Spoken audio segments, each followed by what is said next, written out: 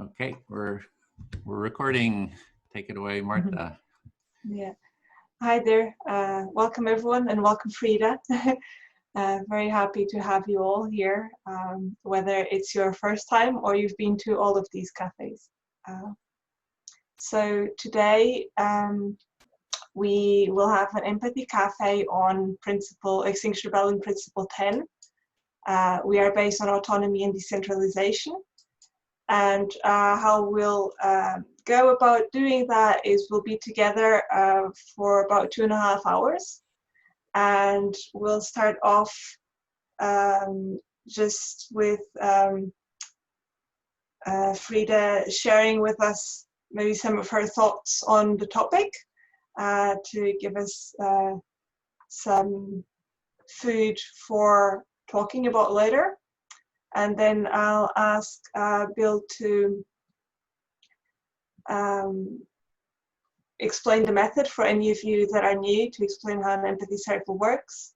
And then we'll go into breakout rooms, smaller groups of 4 or 5 people, each with a facilitator. And we'll do the actual empathy circle itself for about 1.5 hours. And then come to the end of that, we'll come back into this main group, where we'll be able to share with each other any learnings and any thoughts that we're left with.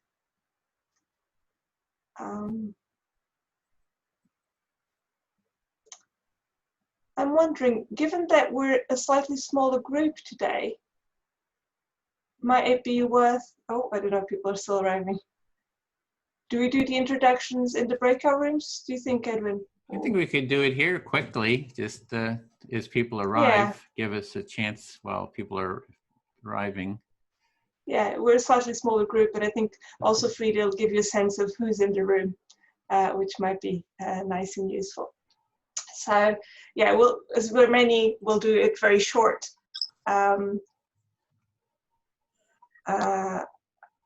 So my name is, I suppose the other thing I'd also wanted to say, is that there's a lot of things happening in the world at the moment. And, with for many of us, there's a growing awareness of discrimination and violence towards people of color that has been there all along. But I think for many of us, it's very present at the moment. And so I also wanted to name that although today's topic is very focused on Extinction Rebellion and the principle and much else, if that's what in your circle comes up and that's what you want to speak about because that's what's important to you at the moment, that's also very welcome. As always, this is a space for people to feel heard about what's important to them. So I'll start off. I'm Marta, originally from Portugal. I'm based in Cork in the south of Ireland, and I'm well today. I'll pass on to Bill. Can we just choose on people because people don't see each other if they're on cell phones and stuff? It would just be a lot faster. We got it. You go on then. Okay, I'm Edwin Rutch from the XR Empathy Circle work group. I'm in the San Francisco Bay Area. Yeah, Bill? Yeah, I'm Bill Filler. I'm also from the San Francisco Bay Area and working with the Empathy Tent for about 2 years. Thanks. Caro? I'm Caro. I'm based in Poland. I'm a member of Global Support Team, but also Empathy Circle team. April? You're muted, April. Hello. I think I get it by now. Okay, I'm April. I'm here from XR UK, Guardianship and Visioning Circle. Yeah, I'm recovering from a mammoth Zoom stint for 5 days, so I'm a little bit zoomed out. Thank you. Thank you, April. Dean? Hi, I'm Dean. I'm XR Plymouth. I'm bits and pieces everywhere. Thank you for having me today. Nicole?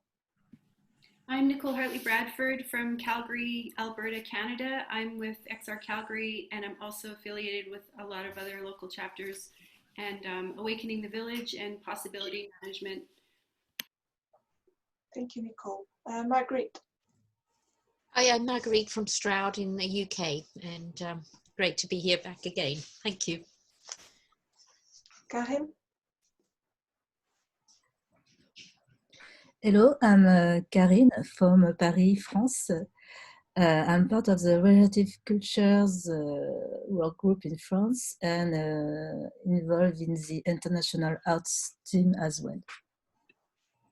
Thank you, Karim. Mikey? Mickey. Yeah, most of you, if you're in London, a wellbeing team will know that Mickey Xenodocchio is my XR code name. Unfortunately, I can only stay for half an hour, so I'll be quick. Simon Carter.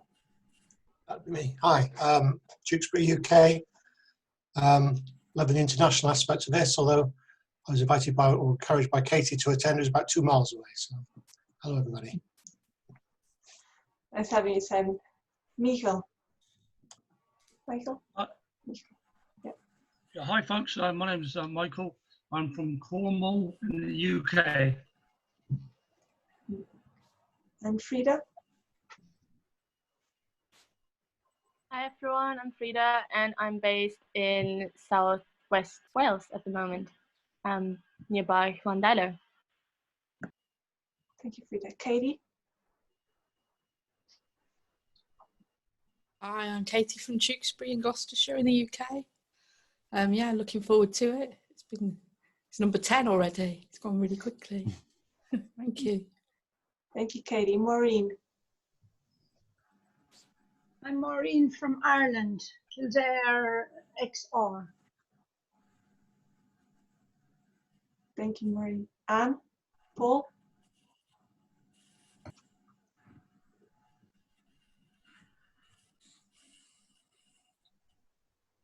Okay, I did it. I'm Anne. I'm in the Ottawa Valley, 2 hours west of Ottawa, the capital of the Government of Canada. I don't belong to XR. I was interested in XR and joined this, and now I'm more interested actually in empathy circles than even XR. So thank you for having me. Thank you, Anne. Peter? Duxbury? Yeah, hello. I'm from XR Chiltern's local group covering Marlow and High Wycombe's northwest of London. Thank you, Peter. James Green? James Green, New York in the US. I do the joining game. Thank you, James. Anne Jordan? I'm Anne. I'm in the southwest of England in Somerset, and I'm involved with Extinction Rebellion and empathy circles. Thank you, Anne. Michael Host? Yeah, I'm from Copenhagen, Denmark. I was a rigging group in Copenhagen, Denmark, and I'm to co-host empathy service here in Copenhagen tomorrow. So I'm really happy of being here and just learning. Thank you, Michael. Stephen in Uganda?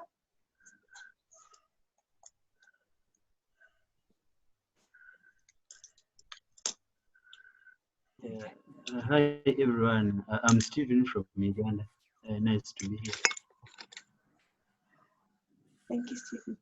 And Mike, you've been. Emily? You there? Hi, I'm Emily. I'm from Hackney XR and a few other projects across Extinction Rebellion. John Bitter? Hi, I'm John Vito. I'm in Seattle in the US, working with XR Seattle. Thank you, John. And Danielle Epifani?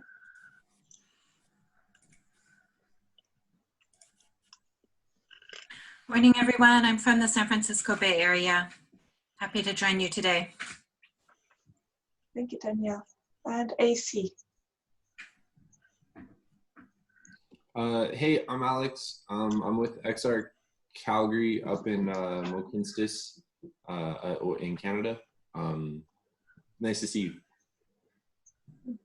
Thank you, Alex.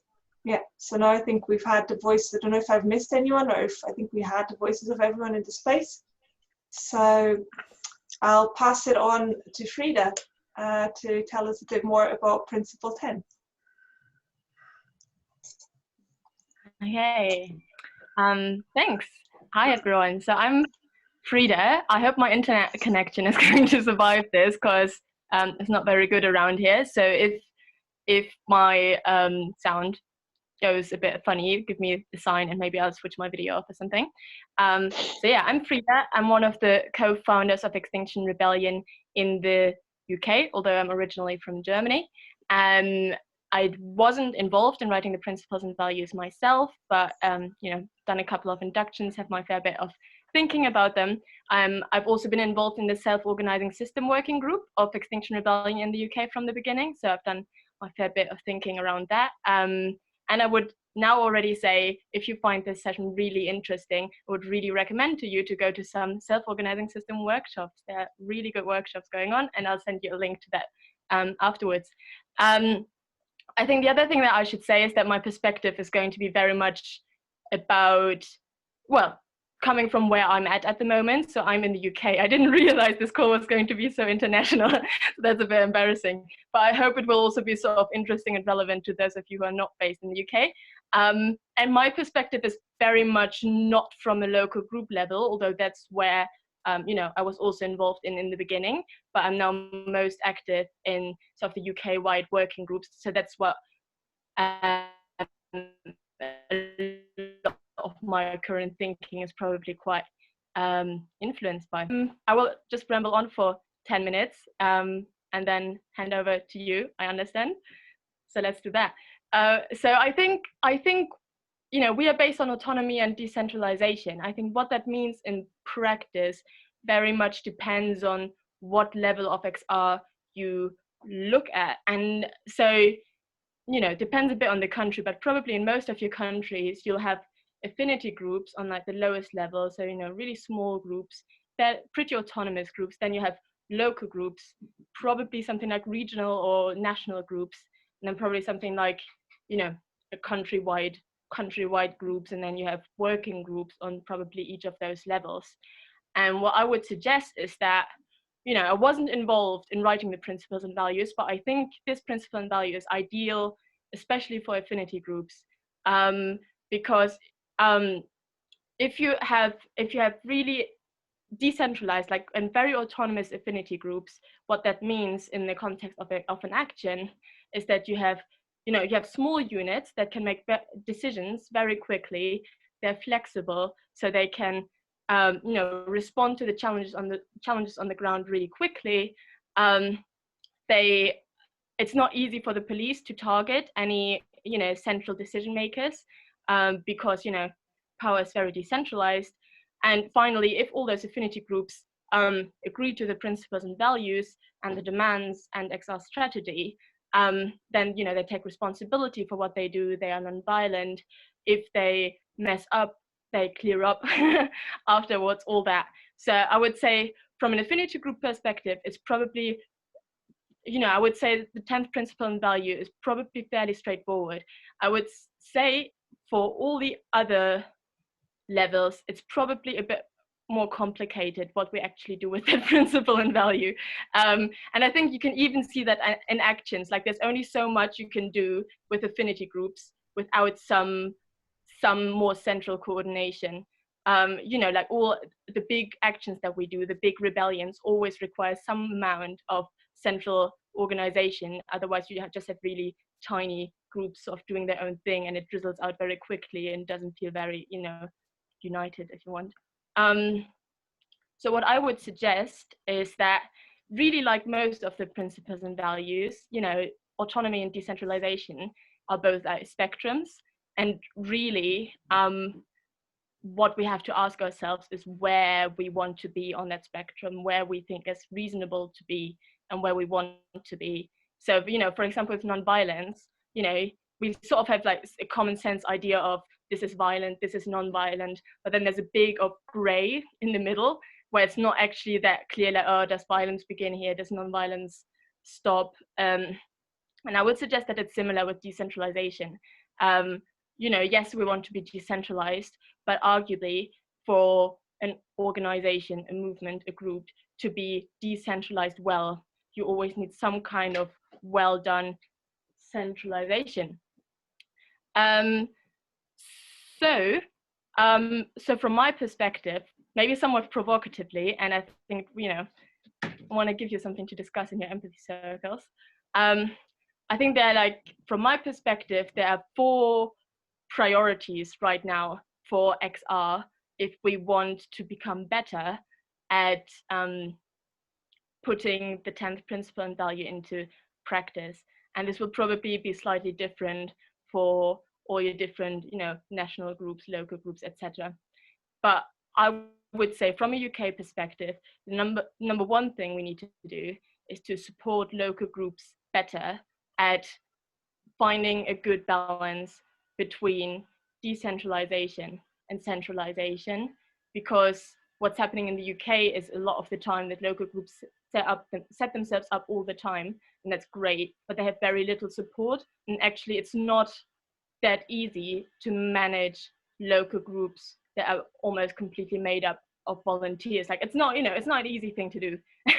So I think that's somewhere where we have to become better at figuring out ways in supporting local groups and finding a good balance between decentralization and centralization.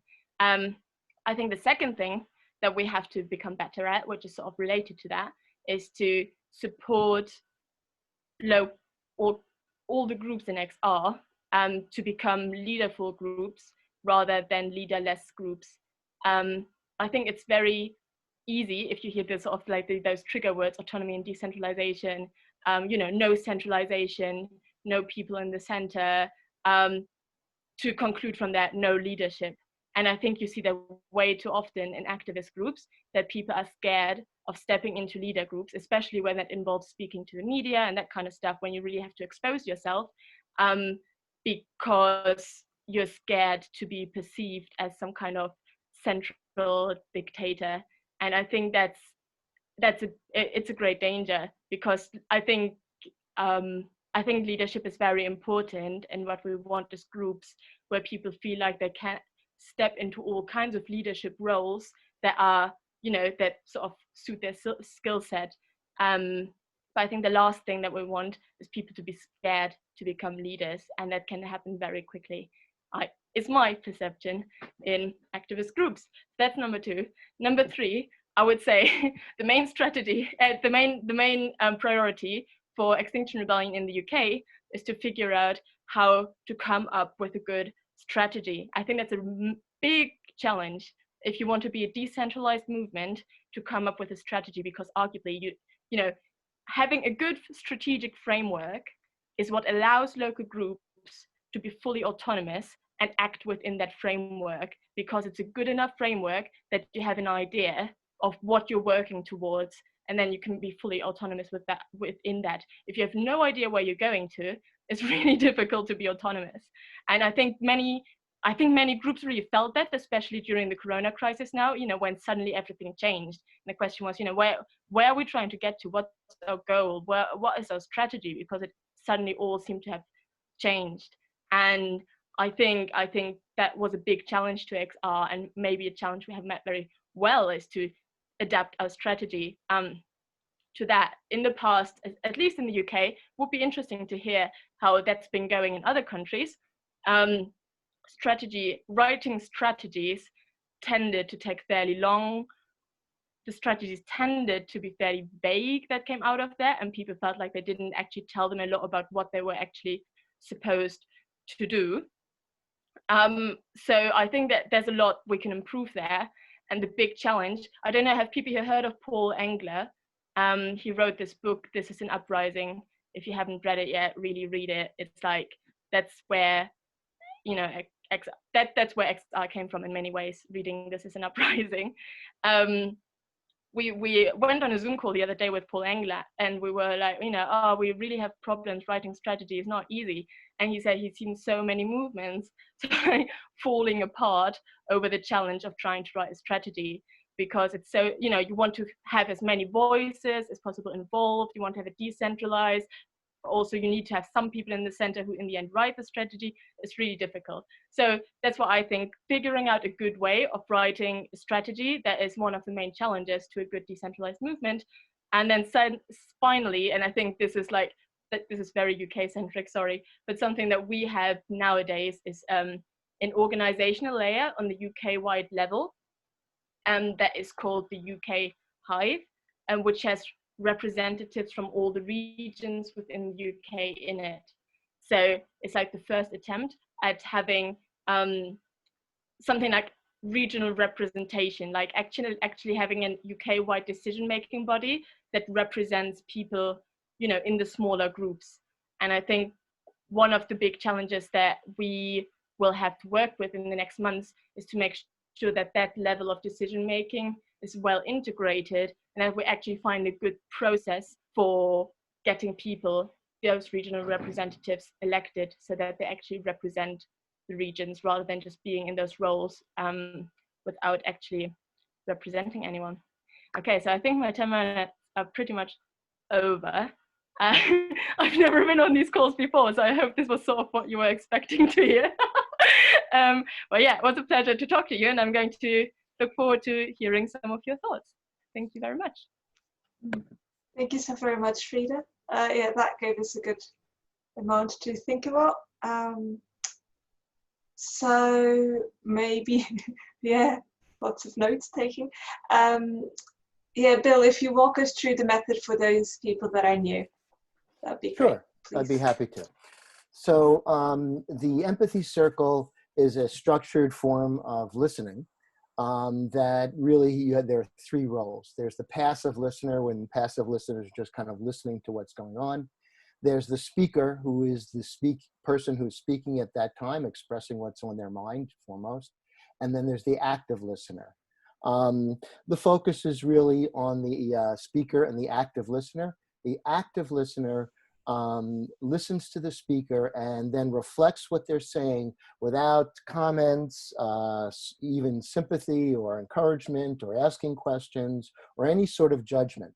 When it's your turn to be speaker, if you feel like you need to respond to something, then that's fine. Then that's the time to do that. It's just some tips. We'll be using 5-minute, I believe, turns. And so that's to make sure that everybody gets a chance to speak. If you're a speaker, try to pause and give the active listener a chance to reflect, because a lot of times what people are saying is very dense. And if you're an active listener, feel free to put your finger up and just ask for a pause so you can reflect. And that's very simple. If you're new to it, just let people know, the facilitators know in your breakout group. You can see it modeled and then step in when you feel comfortable. Okay, I think that's about it, unless Marta, you have, or anybody else has something that I missed.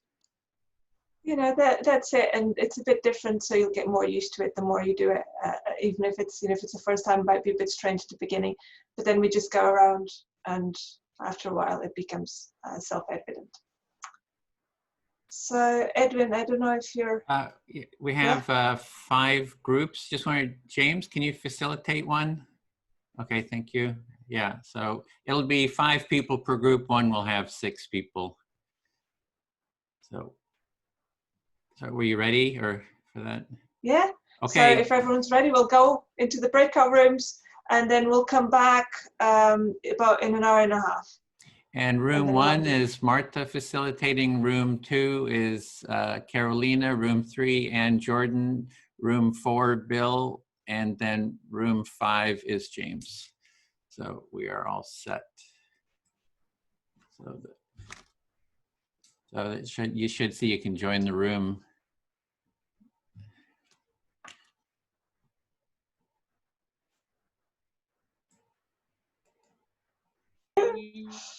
How exciting. Okay. It actually looks cold in Wales, Frida. It is. It's really cold. I don't know if your phone. Yeah, it's been raining quite a lot. Went from like really hot, like really unpleasantly hot, to really cold within like 1 or 2 days. So I'll facilitate, and what that means is basically I've got a timer, and so I'll time the 5-minute turns. And so when the 5 minutes comes up, if the person who's the speaker is still sharing, I'll just do that, and then you'll know that the time is up. But that doesn't mean that you need to cut your sentence halfway through. If you're sharing, do wrap up that idea and come to some form of completion. And then your listener will finish reflecting that bit. And if you're reflecting in that moment and you're the listener, do finish, saying what you've heard to your speaker so that they feel fully heard. And it'll become clearer as we go. So if whoever wants to start maybe speaks to me, then I can model the process for you. Oh, I don't mind starting. Go on. Oh, okay. Listening. Oh, thank you, Marta. Okay.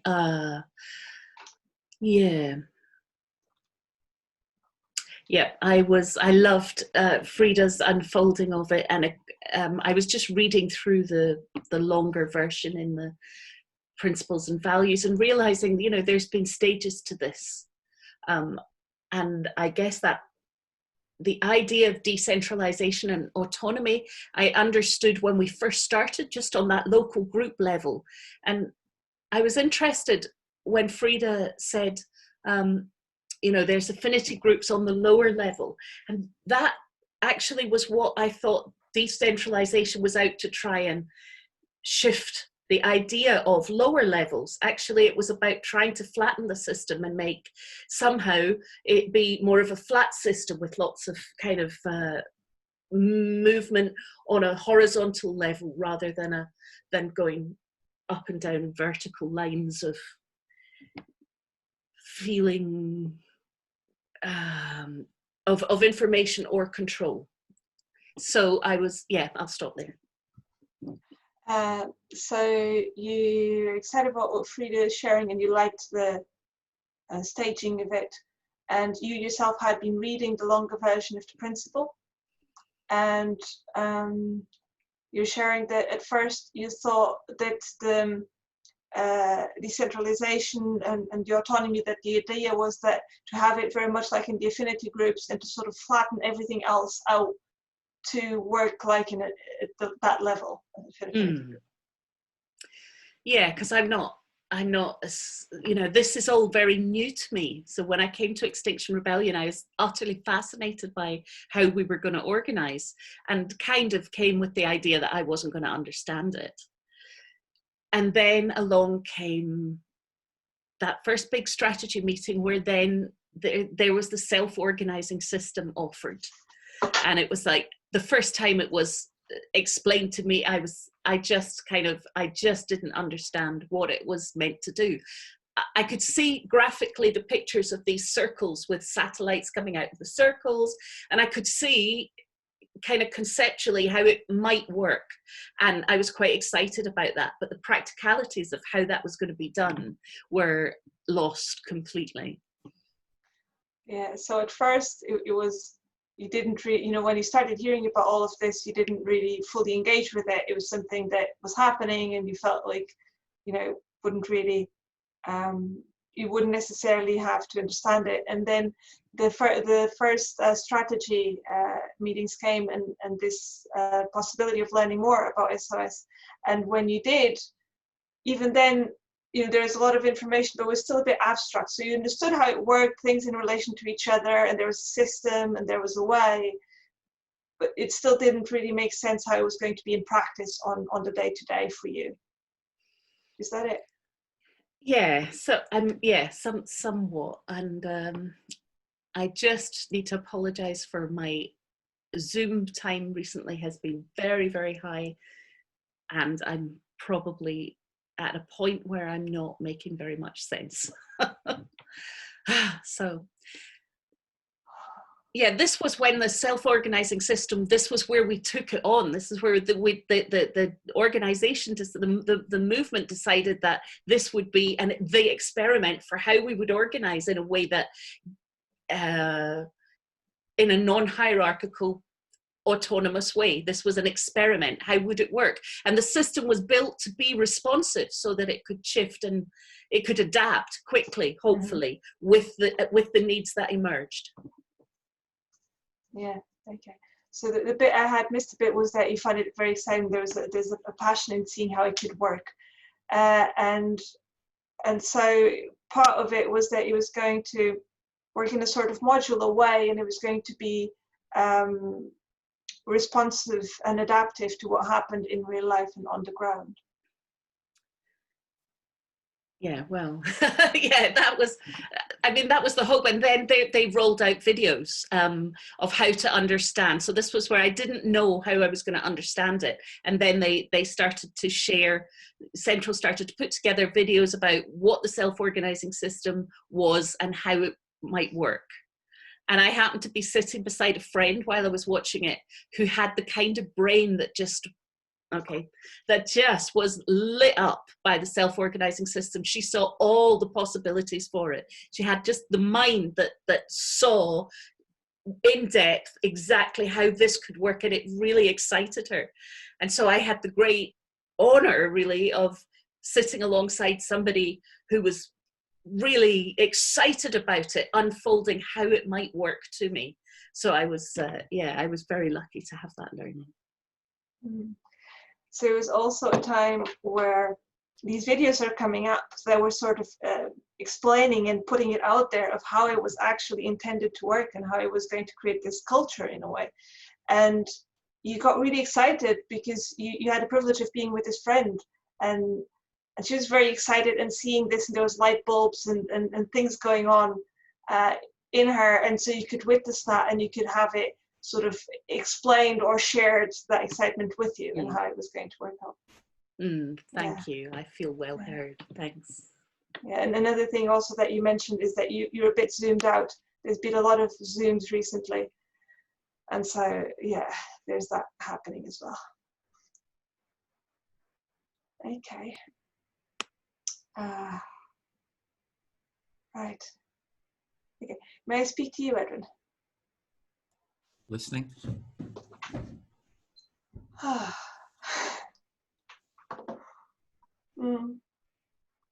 For me, it's there's moments where I grasp, SOS, and I grasp all this organizational stuff, and I get really excited. And there's moments where I could even explain it to other people. And there's other moments where it just sounds so abstract. So you have mixed feelings about the SOS. At one point you feel very clear about it and can explain it very clearly, and the other it feels confusing and abstract. Because there's many layers to it. Part of it is a culture shift. And sometimes the culture shift, at least in the groups I've been, is not made as explicit as I wish it would be.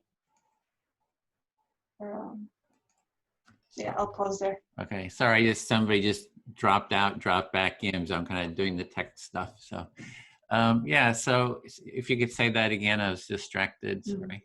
Yeah, so you're distracted. So I was just saying that there's this element of it being very, do I remember what I was saying? Of it being very abstract. And yes, and that I wish, it's a culture shift.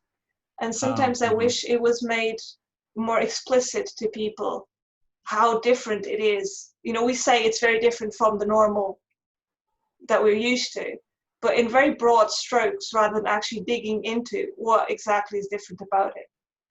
So it's a real cultural shift to move to this model, and you would like a better explanation about how it compares to sort of more traditional organization, and just kind of have more, explanation of it available. Yeah, and it might be because I'm not in the UK. I don't, maybe it's happening and I just don't know about it. But even, there's like big researchers of leadership, because I heard Frida talk about Leaderful, of how to be, how to create those sort of environments. I'm thinking Brené Brown and so many others. And it just, I don't hear enough about that. So there's a lot of people speaking about how to create a sort of a new model, and you just don't, I mean, like Brene Brown, others, and you just don't hear a lot about sort of that model, like what it is, maybe some clear explanation of that model. Yeah. And definitely I agree, like at affinity groups, it all makes sense. You know, when I go and I do it with my affinity group, like it's magic, and yeah, we get so much done in so little time, and there's this flow, and no one gets in anyone's way, and we're good at collaborating, and we're good at giving feedback. Like at that scale, it really works. So there's sort of a grassroots scale that you're involved in, like an affinity group, and the affinity group just runs very smoothly, and it's sort of at that level you have sort of an appreciation of the process, or yeah. Yeah. I think it's because it's so clear what we're trying to achieve. You know, in that moment, like it's, even if we have to discuss it so that we agree what it is that we're trying to achieve, but we're usually trying to achieve something concrete. So the question usually is how. Whereas if you have another, you know, if you've got like a circle or some other space in XR, like we have no idea what we're doing, and we each in our own minds trying to do something that we think is the thing we're trying to do, but it's different in each person's mind, and so there's no, it's harder. So there's something about the affinity group, it has a clear sort of a vision of where it's going, and it's easy to organize towards that, versus other circles that are not so clear, and then everybody has their own ideas of what they want, and sort of a difference between the two. Yeah, and maybe it's just us that we're getting it wrong. Yeah. So maybe you're just doing it wrong in your groups or whatever. Yeah. Yeah, thank you, Edwin. I fully heard. Let's see, AC, if I can speak to you. Yeah, so kind of what comes up for me about being decentralized is autonomous is the importance of having that vision. Like there's a clear, like with XR, you know, you got the 3 demands. It's addressing climate, you know, change issues. So it helps to have a very clear vision to organize towards. Yeah, you're bringing up this idea of vision as a useful thing to help us organize around autonomously. And that if you see a need, you know, working towards that vision, you just go create a group and start working on that need, instead of having to go through a whole bunch of hierarchy to kind of start doing something. So as long as you're in line with that vision, you can just autonomously go and start working on it. And I just see that as very helpful. Yeah, so the vision can help us flatten in the sense that it empowers anybody to step up and just act as long as they're in line with it. And with the empathy circle work group was like that. It's like, you know, I saw this need, hey, there needs to be more around empathy. It wasn't really, there was at the first demonstrations there in the UK, they had big signs about empathy, but it was sort of falling away, I think. So I created the empathy circle work group, and I could just take the initiative, you know, set that up and started organizing people around that. And in our local group at the time in San Francisco, there wasn't support for, you know, kind of empathy. You know, it's like, if I would have sat there and tried to get, hey, everybody, can I do this? They were saying, oh, you can't do this. You can't. I mean, it was like, really, I said, you know, I said, well, according to this, I can. I can be autonomous. Just start this. You know, to hell with you. It's like, if you don't like it, too bad. So just kind of started, and it kind of grew. So I kind of appreciate that I didn't have to. I mean, I took a lot of flack for it, you know, from the San Francisco group. And so anyway, initially, you know.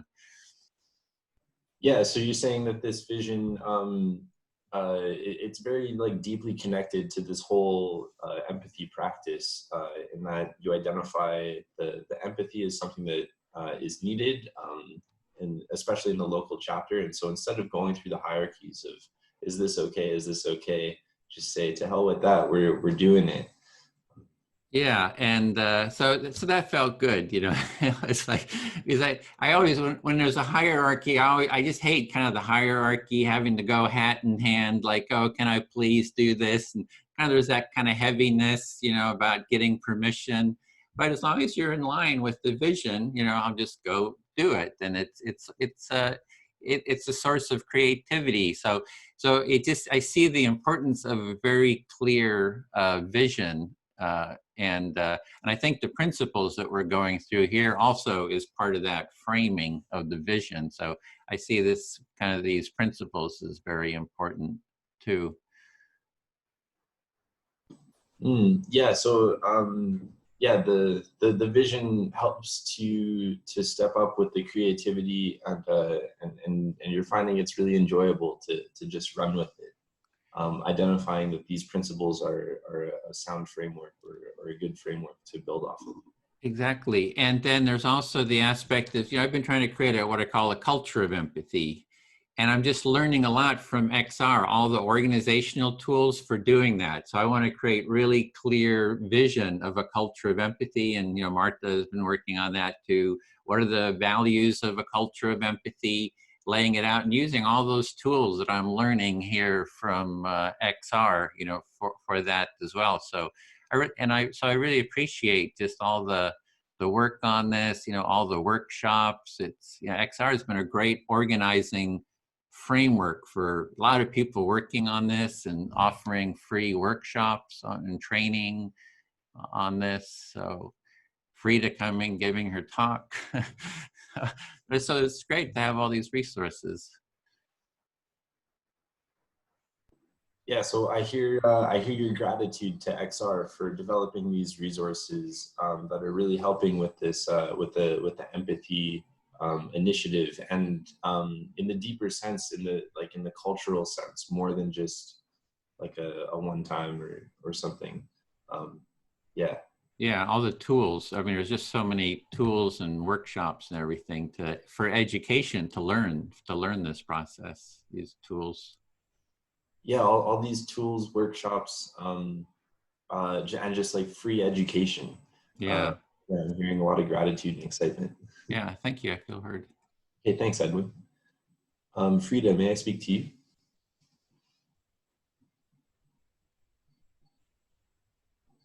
Are you there? Oh, looks like she's frozen. Can you hear us, Frida? Maybe if you turn your video off.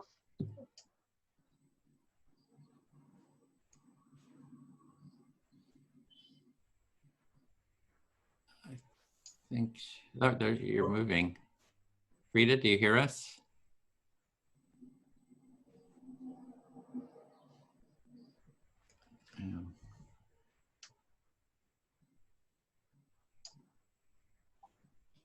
Can you hear us, Frida?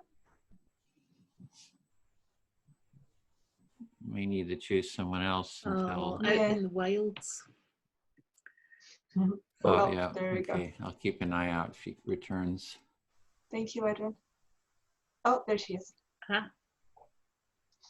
Ah. Hello? Hi, you're back. Sorry, my internet's really bad. That's Is it okay. my turn? So it's AC's turn, and he picked you as a listener. If you're okay with that, yeah. And if you need to, you can turn your video off as well. That's always an option. Cool. Okay. Word. I want to start with gratitude, just for the whole process, and just for like such, you know, some of the expertise that I see in the room. I feel a little underprepared for this breakout group, but I'm very honored to be able to listen to this live. Okay, so I heard you say that you're feeling a lot of gratitude for being here, that you're feeling a bit underprepared for it because you feel like there's a lot of expertise in the room. Yeah. Yeah, I feel like like, I feel like I just need to read so much more, but hope, yeah. I'm very happy to be able to listen to the conversations that are going on. I really enjoyed what you said at the start as far as the point about strategy, and what Edwin was sharing about the point about vision, and how these are very powerful means to aggregate the self-organizing system to and really empower it to work at that flat level, instead of having to go through the hierarchies of like, oh well, they know, you know, what the vision is, and the rest of us maybe don't, so we need to clear those things. Yeah, so you think you need to do more reading, but you're happy to be here. And you resonated with what I said about strategy, and Edwin about vision as a tool to give orientation and empower flatter organizing. Yeah, totally. So, I mean, my firsthand experience with Calgary has been, we've been encountering these roadblocks and these hurdles, and a bit of meeting fatigue as we've tried to live out the SOS system. And one thing that I find very interesting about this point about strategy and vision is that we separated our vision group from the rest of us, and from an SOS group that was formed. So we had two different people that had to meet like all the time, basically, to do what it sounds like we need the whole organism to do at the flat level. So it's very like, I'll turn my video off too, in the hopes that helps the bandwidth. Yeah, you know, like when someone says what you're thinking, and it just hits so deeply, is how I'm feeling about this whole vision idea. That and the note about culture, like embedding this vision throughout the culture.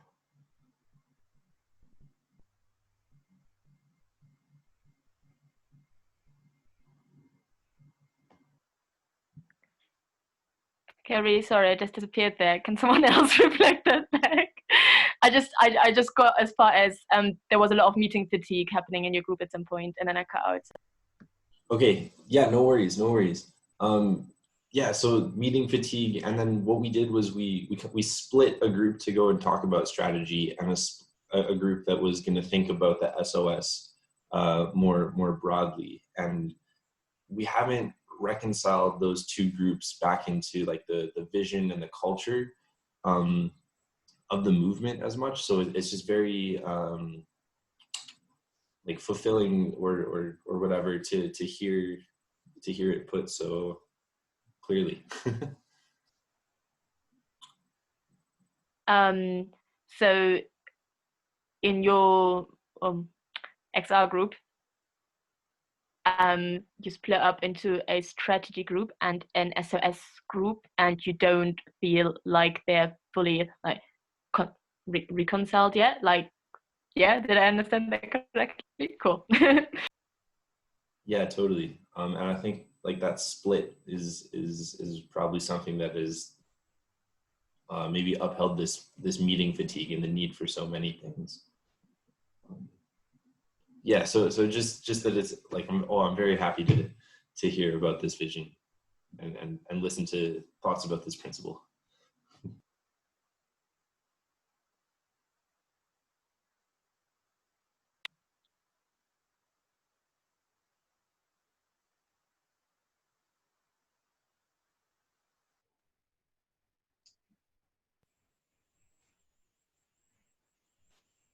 Don't know if you can hear us, Frida.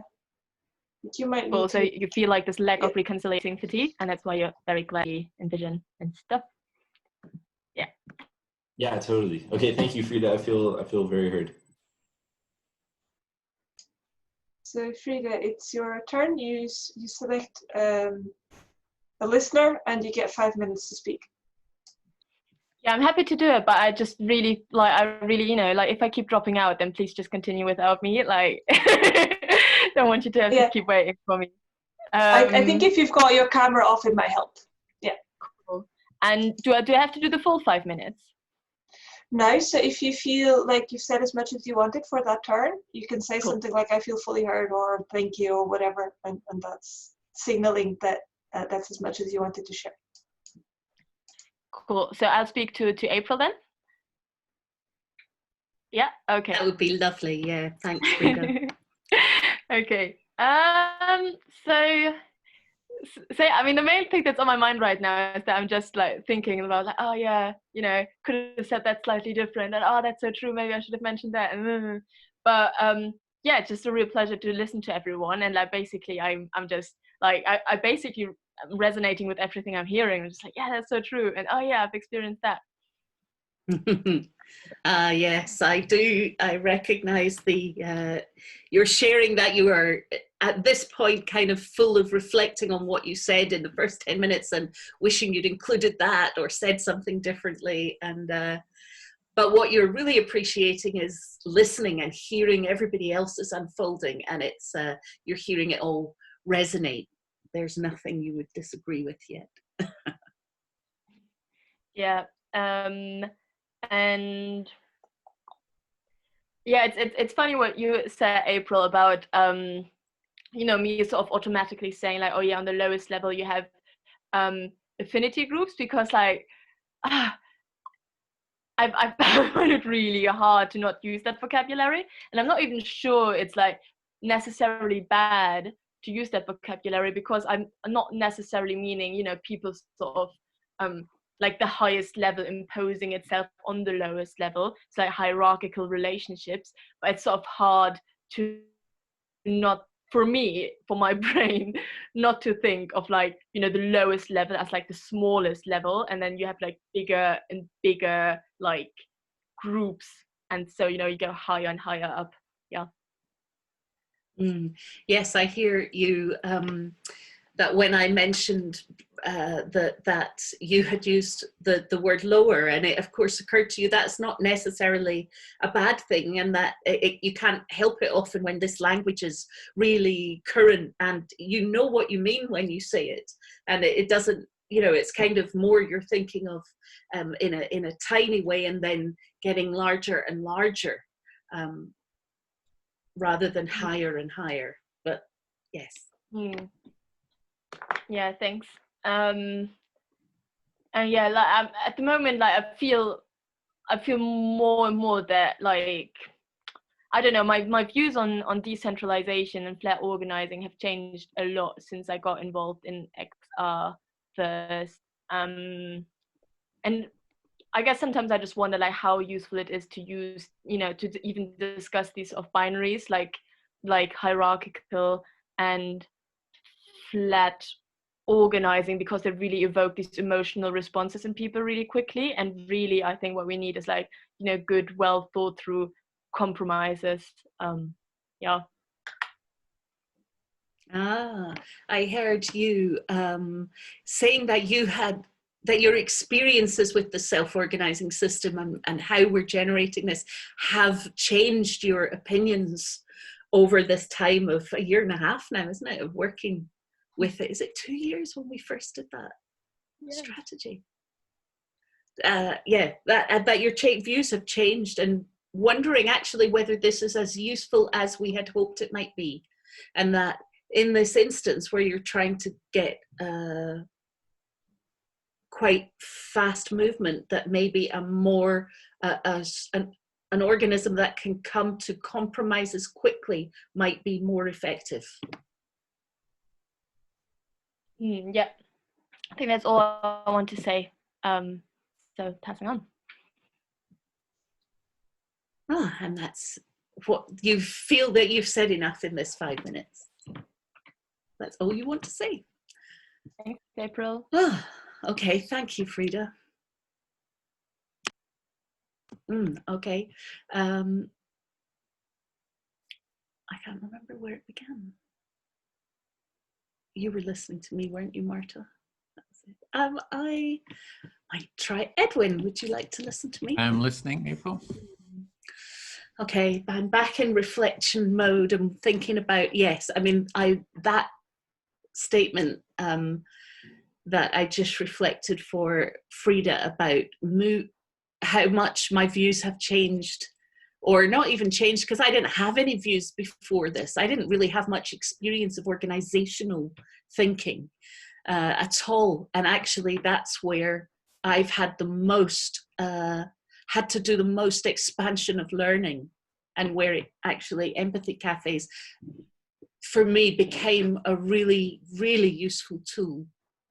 Mm-hmm. So you didn't really think much about organization. It's not something that was really on your mind. So you had to start thinking about it and doing some growth. And that this empathy cafe has been sounds like an important part of thinking about organizational development. Well, certainly my own personal development within using the organizational structure. So the working within the circles in the UK organizing structure right from the beginning was a case of kind of meetings where you had a short amount of time to get your very important idea across, and in a way that people would understand, with enough clarity for people to get what you meant in a proposal. And then there would be rounds where people would add in their reactions and things they might want done differently. And you would have to kind of actively, you'd listen to that and be able to kind of absorb changes or respond to those issues and come up with a new proposal, again with clarity and brevity. So you're explaining your experience of the process of you have to clearly express yourself. That's sort of a time constraint, and you had to be brief, and just kind of explaining the process of how the meetings ran. And I guess, so there was an important bit for me then, that was being able to listen to somebody else really clearly and then somehow absorb it into the proposal. These are things that I've never had to do live before, and that these are the skills that taking part in Empathy Cafe helps me get practice at: listening, good listening, focused listening, and being short and precise if possible. So in those meetings, you had to hear what someone said, you have to sort of take it in, you have to kind of have a quick response and then sort of respond to it. And that was sort of a new way of working for you, in that you're finding that in the empathy cafes is sort of helping with the listening, with that skill of listening. Yeah, thank you. And there's also another really important role, and that's these coordinators, the spokespeople that link up all the circles and keep the information flowing. That's really important, that in meetings you can listen and understand and kind of what other people are saying, and so that you can summarize the information that you're sharing between the circles. So there's another skill is that there's people who are sort of the coordinators, or that they have to sort of absorb what everyone said, and then they go to another group and have to be able to sort of reflect that, share that with others. And that's a whole skill as well. Absolutely. Again, Absolutely. based on listening well and integrating what you've heard. Yeah. And there are so many volunteers, you know, come from all different levels of this kind of experience. I immediately saw that empathy cafes would be a useful, well, I don't say immediately, I mean, when I've started playing with this with you, I see how it certainly has grown my skills in this area. So it's from the beginning, when you did the first empathy circles, you really saw the importance of it and the value of it. And it's also really been helped you in developing your skills too. But the main thing is you just saw the value, appreciated the value of what we're doing here. Yeah. I'm aware my time is probably up, but the next bit I'd like to talk about is how we've moved then from a self-organizing system that we tried to spread out in the UK circles, and then the last October's rebellion was an attempt to experiment with the regional groups, kind of using the self-organizing system live on the ground to organize the actions in these 11 different sites around the city. So there's sort of the self-organizing system of the movement, but it sounds like that those skills moved into the actual implementation on the ground at these different sites. People started using it sort of on the ground for the organizational method, and that's sort of what you'd wanted to. Yeah, it was kind of built into that was another level of decentralizing, was to build that in at action level. Mm-hmm. So it's bringing the self-organizing approach into the action level, street level, action level, and that's like another sort of an expansion of the practice. And is my time up? It was a time, yeah. So, thank you. Yes, okay, I feel thanks. well heard. Thank you. Great. Speak to Marta then. Listening. Yeah, I have to keep one eye. Some people drop out and then they kind of come back in, so I'm keeping an eye out on the schedule here. And then I have to figure out, what room were they in? So there's a little bit of my full presence, a sliver of my presence is sort of monitoring that as it's tech support here. Yeah, so the technology bit is taking some of your attention because there's people dropping out and you're sort of trying to add them in and think where they were and all of that. So that's part of use there. Yeah, and something that's just arising, I just see, well, what's kind of coming into my awareness, and it's my experience about how the empathy circle came about, because I had when Occupy Wall Street was here in Berkeley, I bought this tent, the canopy, set up what I called the empathy tent. That was the first implementation of the empathy tent. And I just sort of, we would offer listening, we had art, and we did kind of the larger talking stick type circles. And so I just had some, and then I saw how the politics worked with the groups, the big general assemblies, and just kind of saw how all that sort of ran. So in relation to this topic, you're sort of thinking back at when the empathy circle thing started in the organizing, in the times of, in Wall Street, you were there and you had a tent and you sort of started setting it up and doing empathy circles, but also arts and larger circles with talking sticks and seeing how people organize around political topics and all of that. So that's sort of where it came about. Yeah, it wasn't. I didn't have the empathy circle framework there. Hadn't it? And then I just saw that in these big circles and these big general assemblies, there's always competition for people to talk. And within the general assemblies, there was all kinds of political shenanigans for, silencing people and kind of controlling the meeting. And so after that closed, I was thinking, well, empathic listening is important, but these big groups don't, is a struggle. And then I thought, well, just small groups, people, using empathic listening, maybe 4 people, because everybody wants to talk and be heard. So how do we maximize the sharing and the listening?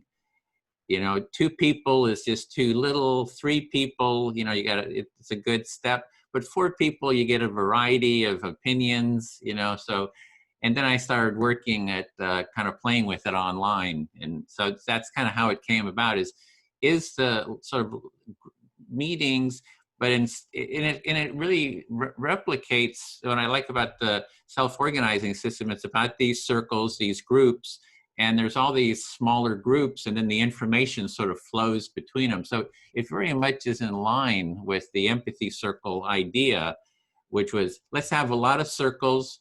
People would shift, you know, go to other circles, and the information would flow through, you know, through the group, through these little circles. And it's very much like self-organizing systems. And Okay. yeah. So you're taking us back to a time then where there really wasn't an empathy cycle. You hadn't come up with that framework yet. What there was is that you were observing that people were in these big meetings and there were a lot of competing interests and people wanted to be heard. And so there was shenanigans to say this, all, you know, people aren't really managing to communicate effectively. And so you observe that, you see all of this is going on and you start thinking about how could it be done better. And then there's this idea that, you know, if it's just two people sharing, that's good, but it's not diverse enough. Three people a bit better, but actually four, then you have diverse views, but people can still hear each other and they can still keep space for each other. And also there is this element of it being very scalable.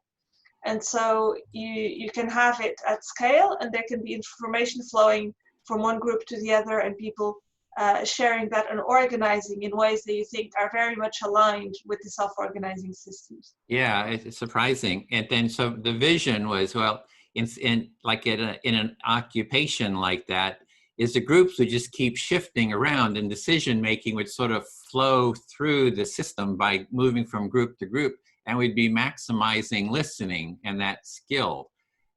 So it's just, you know, conceptual models versus, you know, this big General Assembly, everybody comes and, you know, I don't know, that was kind of a disaster anyway. Yeah, so yeah. Yeah, so the vision then was that if people in big gatherings and in occupations, if there were many people, but if they're all willing to do circles, then if they all did circles and they end up, you know, switching and swapping, then eventually they'll all have done circles with everyone else, and so the information would have flown, and it would be like it would end up facilitating groupthink anyway, but without having these massive assemblies. I feel fully heard. Thank you. Okay. May I speak to you, AC? Yeah, absolutely.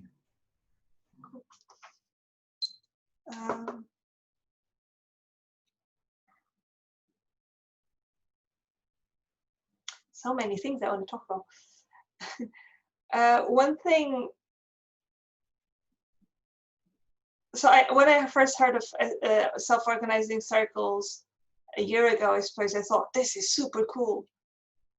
And then, you know, I read on it and I saw some videos and I read some more. And there were some people here in XR Ireland that were very knowledgeable and very much aligned with that. From you know, sociocracy sort of background. And I'm not, you know, in the main city. So maybe my understanding, you know, I wasn't involved in the central group, and so my understanding might be a bit different. But yeah, I'll pause there. Sorry. Okay, so your first introduction to this concept of self-organizing system was very exciting. The ideas sound super cool and you're very interested. And then you found a bunch of people in around you in XR Ireland that knew a lot about it. Yeah. So, I mean, there were many, I was, when I started getting involved here in Ireland, they had already had Rebellion Week 1. And, you know, I'm not in the capital. And so I heard about it later and I helped strengthen the local group here.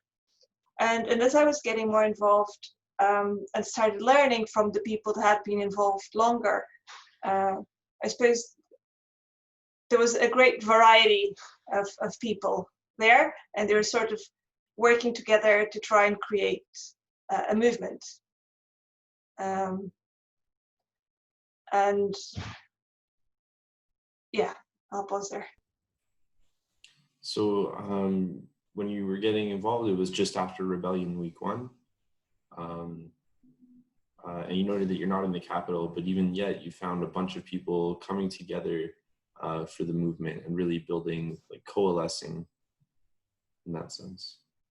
Yeah, there were sharing, there's a camp and they sort of shared, you know, NVDA and all this different knowledge. And then a while before Rebellion Week 2, you know, we're much smaller than the UK, but there was this discussion online, because that's, you know, when I suppose in person they probably had it too, on whether some people should take VLE or not.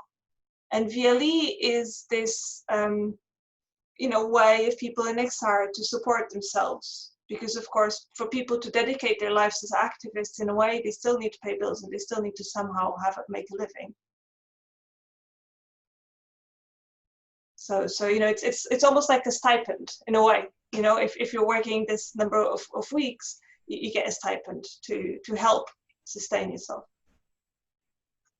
So leading into Rebellion Week 2, you found these conversations online and probably also in person about whether rebels should be receiving like stipend, monetary, something to support themselves.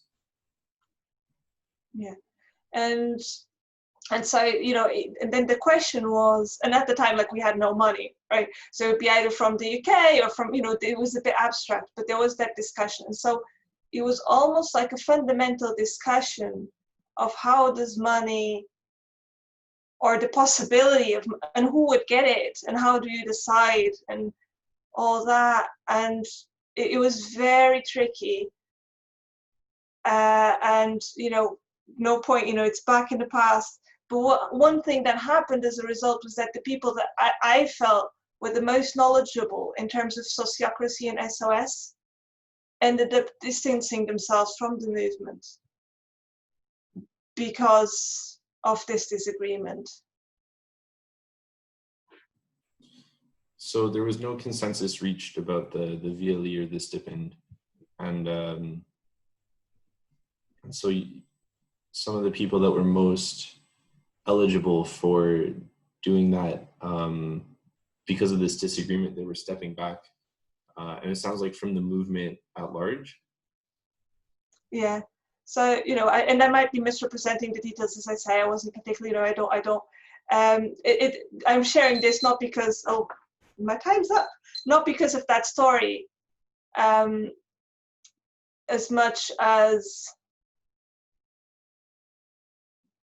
because I'd like to think about what are the things that get in the way. You know, what are the things that get in the way of collaboration, for example? I'll pause there. That's my time.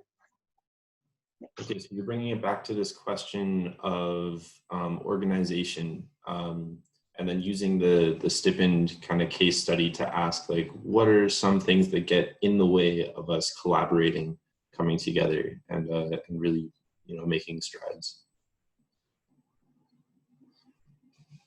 Cool. Thanks, Marta. Okay, so just to change it up from last time, maybe April, may I speak to you? That would be lovely. Thank you, AJ. Okay, thanks.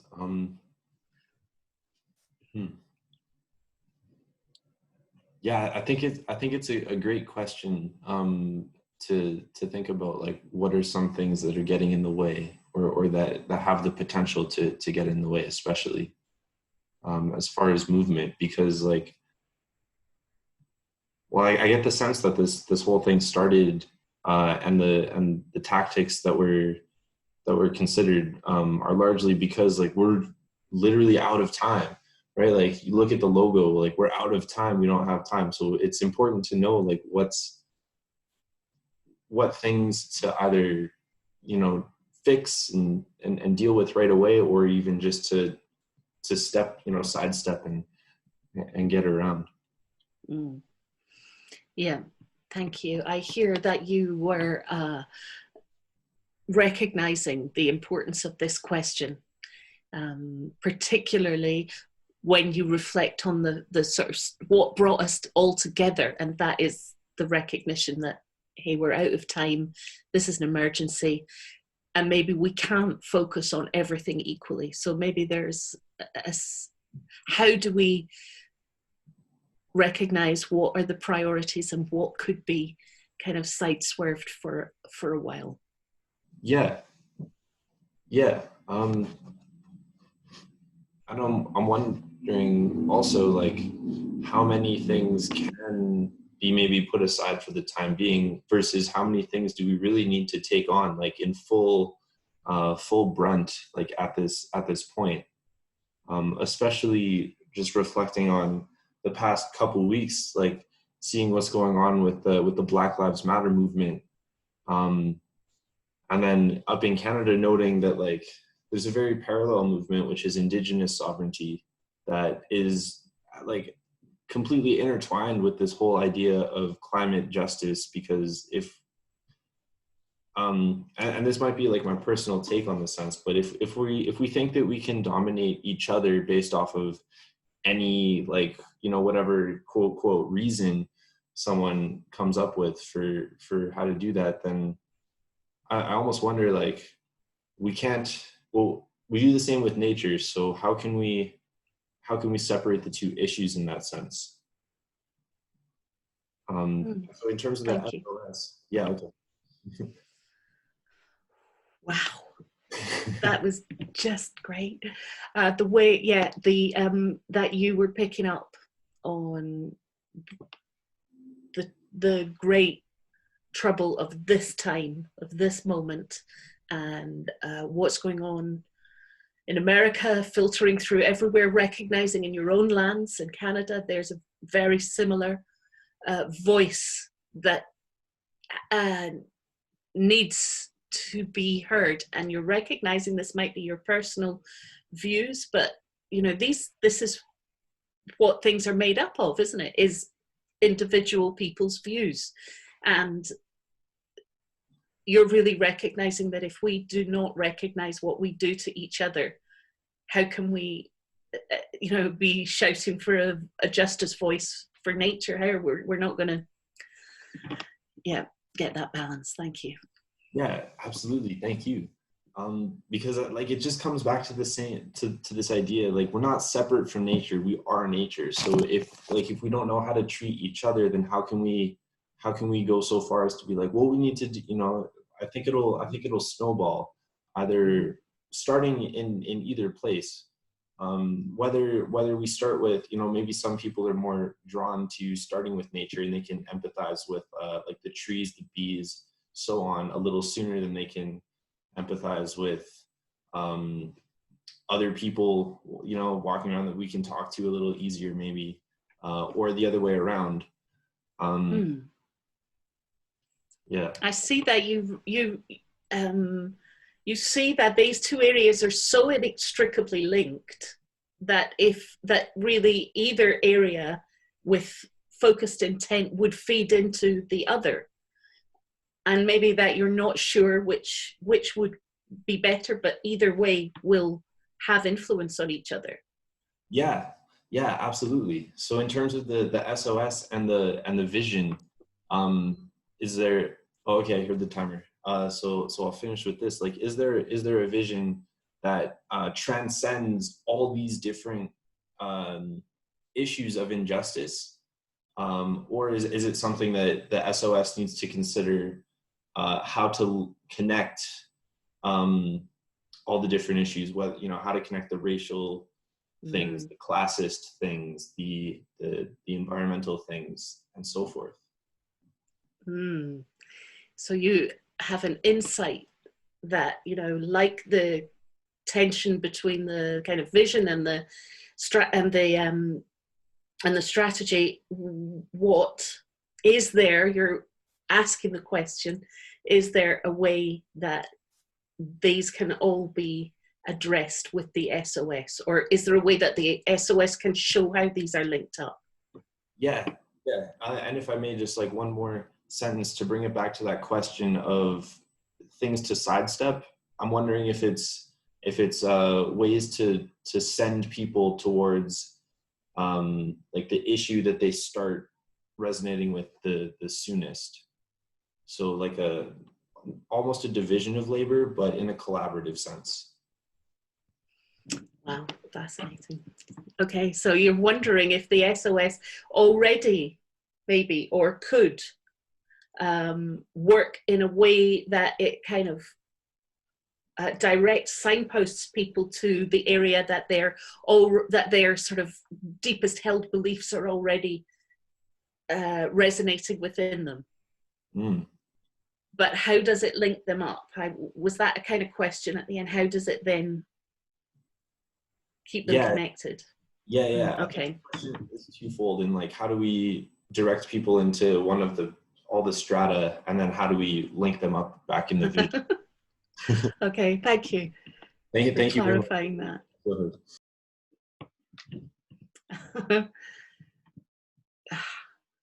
Yes.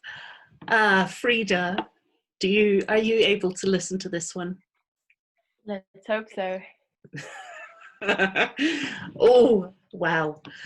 AC, yeah, I'll turn my video off in case it helps Frida's listening. Okay, because this was where I was getting to, because at the point of us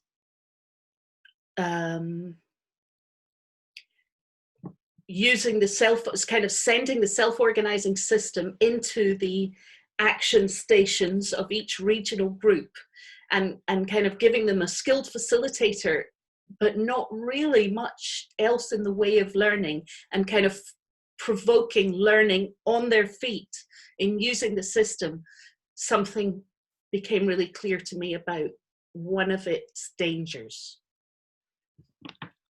So when the self-organizing system was sort of, I think you mean the October Rebellion, when it was applied then, and all the sites were equipped with little else but an experienced, or well, a facilitator, a danger became clear to you? Yeah. And I guess what I recognized was something like, well, first of all, the inexperience of people with the system means that it gets dominated by, I mean, I don't mean dominated intentionally. I mean, those who absorb how to use it quicker get to be responsive and drive the whole kind of decision-making process in a way that is very directive. Yeah, so you feel like when people are inexperienced with the process of the self-organizing system, it can be dominated very easily, and that domination doesn't have to be intentional, but for those who know the process the best, it can be very easy to be quite, like, to direct the process quite a lot. So in seeing that level, then when I went back to the circles, the UK circles, then I began to see where there's a weak point in the links, and that is these coordinator roles that are sharing information. And this becomes the point at which all the information gets filtered through one person's life experience, internal bias, you know, their own personal kind of mix of toxic beliefs and expectations. Okay, so if I understand you correctly, you feel like when the communication links that coordinators are supposed to provide don't function very well, then that can easily lead to people's biases or whatever, you know, filters people embody for those to like act out, I guess. Yeah, and bringing it like AC did right to these times, to this moment now, it was really, and I love, thank you for qualifying each time that this is my personal views, this is how I feel and how it has lived in me watching, is that there are, awakened by some of the workshops I've been doing with Extinction Rebellion, such as the decolonizing the mind and awakening my own sense of internal privilege that I never really, that I was never really awake to. As that has started to awaken in me, I then see that that has influenced a lot of people within these roles of, and how they share roles. It goes through the filter of personal privilege and life experiences. And therefore we've kind of created circles that become silos for certain ways of thinking. I'll stop there. So you sort of still feel like the consequences of that or something, and you've, especially through attending all these workshops in XR, like about decolonization, you became clearer about how what you do, partly gets filtered through those implicit biases and your privilege, and you see this more and more now also in other circles, how those circles can become silos of certain ways of thinking. Thank you. So in answer to your question, AC, it seems to me that actually the SOS has done that quite effectively, has kind of certain people with a pull towards visionary ways of, visionary ways of thinking have ended up in one place, and people with much more linear, working kind of time-driven, action-based have ended up in another area. And that is the area that seems to drive the movement, because it demands faster working, and visionary thinking takes longer. So you like, in agreement with what AC said, you feel like the SOS has very much siloed certain ways of thinking, for example, more visioning thinking and more outcome-oriented linear thinking, and from your perspective has contributed towards the latter, easily dominating, and yeah, the former not being heard enough, if I understood that correctly. Thank you, Frida. I feel well heard. Yoo-hoo.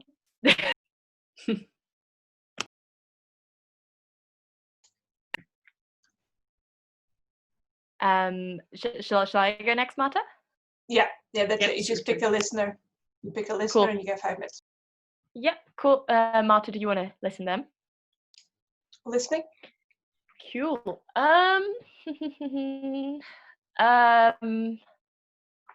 Yeah, I think it's really interesting what April said about the facilitators during the October Rebellion, and how it's like how the SOS can very easily be dominated by the people who feel like they understand it best. Yeah. So you're interested in what April was saying, and commenting on the facilitators for Rebellion Week, because of the way you can see how it would mean that people that are better adjusted to SOS get empowered. Is that it? Yeah, and also that not only do they get into power, but they sort of influence the processes that others are involved in, and it's quite interesting that only by the end of the last year I started to like read articles about holacracy, sociocracy, what works well, what does not work well, and there's a lot of people have written about it, because a lot of organizations have actually tried those organizational models. Yeah, so it's not just that they end up having a bit more power, but it's also that they are able to influence the process because they understand it. And then you're also saying how it's only more recently that you've started learning more and reading more on holacracy and sociocracy and other people that have used it before. Yeah, and I feel like I wish when people introduced the self-organizing system, they would have told us a bit more about what we have to pay attention to, because any organizational system has weaknesses, and if you're not aware of those weaknesses, they're going to play out. And so there are articles out there that say, you know, so one downsides of the holacracy system are there can be a real lack of leadership in groups because you don't have those clear sort of like, you know, management positions and stuff, or decision making can really easily get dominated by people who know the sort of self-organizing system best and who understand the decision-making process best. And I keep seeing that now everywhere. Yeah, so since you've become more aware of it, and you wish you had been in contact with more information on all of it, not just the good sides, but also the weaknesses of sociocracy and holacracy, because every system has weaknesses. And particularly you've noticed and you're aware of, there's this thing about lack of leadership, and there's imbalance in the decision making based on people understanding the system better. And you wish you knew about these earlier, because now you can really observe it at play. Yeah, totally. And so I really feel like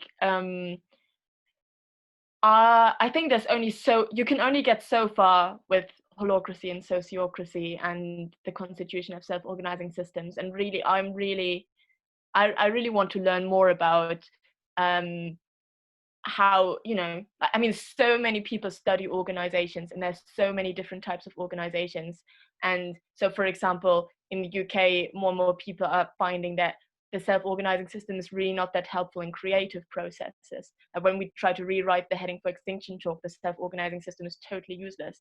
So, you know, it's not a fix for everything, and there are so many different processes and tools out there that we could use and that we're not using at the moment. So I really hope that in the future I'll be able to, find some more people who can bring expertise from different areas rather than just like militantly sticking to sociocracy and holacracy. Yeah.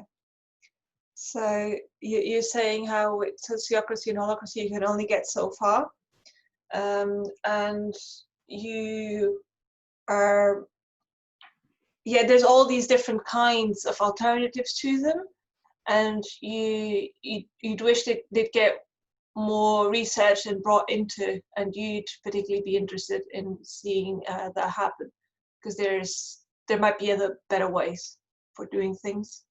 And especially around creativity, you've experienced that, for example, redesigning the heading for Extinction Talk, the system that you were using had many downsides. Yeah, cool. Yeah, and I would be curious to hear more, Marta, about what you said, how VLE, created such conflict that you feel like I heard that, that you lost like valuable people. But if you don't want to speak about that, that's also cool. And yeah, I'm done. You can turn your webcams on again. Cool. So you'd be curious to hear me share more about the whole thing, how we lost people due to holacracy. Yeah, and that sort of thing. Cool. Edwin, may I speak to you? Yep, listening. Okay.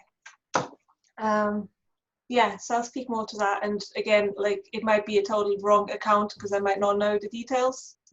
And you know how sometimes the things that you observe, like people have conflicts or situations with each other, they're underlying, they just don't know about. So I'm going to account it as I perceive it. Okay, so you're kind of giving explanation that you're going to talk about the VLE sort of conflict, and also mentioning that you're just going to see it, mention how you see it, because there could be other issues underneath that you're just not aware of. Yeah, and I don't see it as much as a conflict, because it was, in my perception of it, it wasn't like these people were in conflict with these people. I don't think it was like that. It was more, it's like it always happens. I think I'm telling this story because it's very reflective of XR. It's like you're before Rebellion Week. You've got a lot to do. You need to do it quickly. Decisions need to be made. things need to be ordered, you know, like it's, and you're trying to organize people across a country, like trying to include everyone, and still like it's very difficult and hard, and there's no roadmap. So yeah, I'll pause there. So there's, it's very difficult to organize, and you know, there's just so many things you have to think about. You need to include people. You got planning, and there's just no clear roadmap on how to do that. So maybe just a lot of stress, feel a lot of stress, or yeah, I really believe everyone was doing the best they can, and also like doing things online, which you need to if you want to do it cross country. It's just difficult. yeah, it's difficult. You feel everybody just did the best they could. Yeah. So what I understood happened was there's this possibility of like maybe 3 people maximum. That's, you know, what there would be in the whole country getting VLE, something like that. So we're not talking, and it would be tiny amounts. We're not talking about any big. So it's symbolic. Ultimately, what it was there was this symbolic possibility of some people being rewarded for the inputs that they were putting in. So there wasn't a lot of people getting VLE, but it was more of a symbolic issue that some people are going to be rewarded and, you know, others maybe not.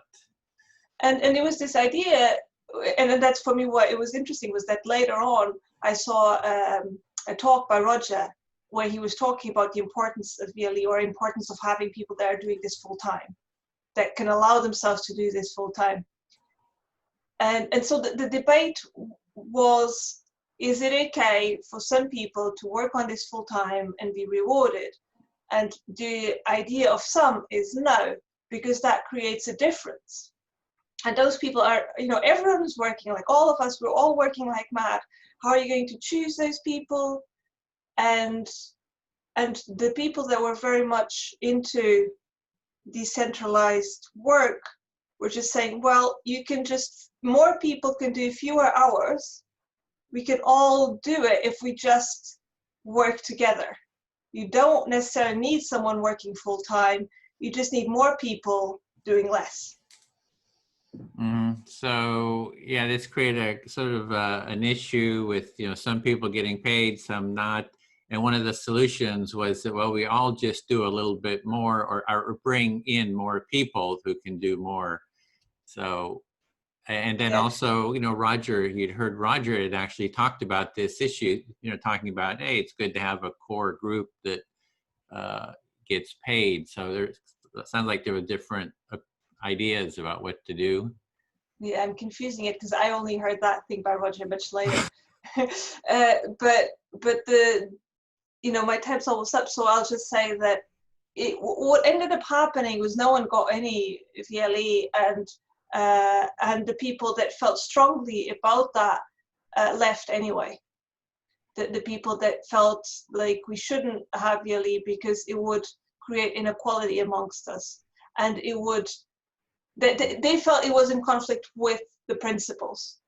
In practice, they felt it was important that we were all the same, you know, that we were all contributing, and that there wasn't some hierarchy of sorts. So the underlying was a value of equality, that we're all the same here. And if somebody's getting VLE, that would disrupt that feeling of equality. And but plus those people who had that view, many of them, sounds like they actually left too. Yeah, and again, you know, my time's up. Just say disclaimer, this is my view. It might not correspond, like maybe it's not reality. This is just how I perceive it, and the lessons I've learned from it. Yeah, so you just, it's a disclaimer, it's your view, you know, it's not, maybe others see it differently, don't come and beat you up. I'm adding that. So, thank you, Edwin, I feel very hurt. I'll speak to AC, if I could. Yeah, phew, I had some notes here somewhere that I'd made before. Trying to go back to that. So I was kind of back on the collaboration, like, you know, how do you get people working with each other? I mean, it's really hard. It's like, even in our empathy circle group, people get pissed off with each other. And then we spend 2 or 3 weeks trying to, you know, solve the problem, work it through, you know. So it's hard to, it's great when we're just, I'll let you reflect that first, if you would. Okay, for sure. So going back to notes here, you're wondering how do we bring people together to work together, and then just sharing a bit about even putting the empathy circles together. Like, what do we do about conflict? It eats up more time than we'd like. Yeah, it's this. You know, when we're here just talking, like there's nothing, we don't have a plan of actually an action to do, right? We don't have anything that we really have to do. We're just here to sort of share, connect, and mutually understand each other.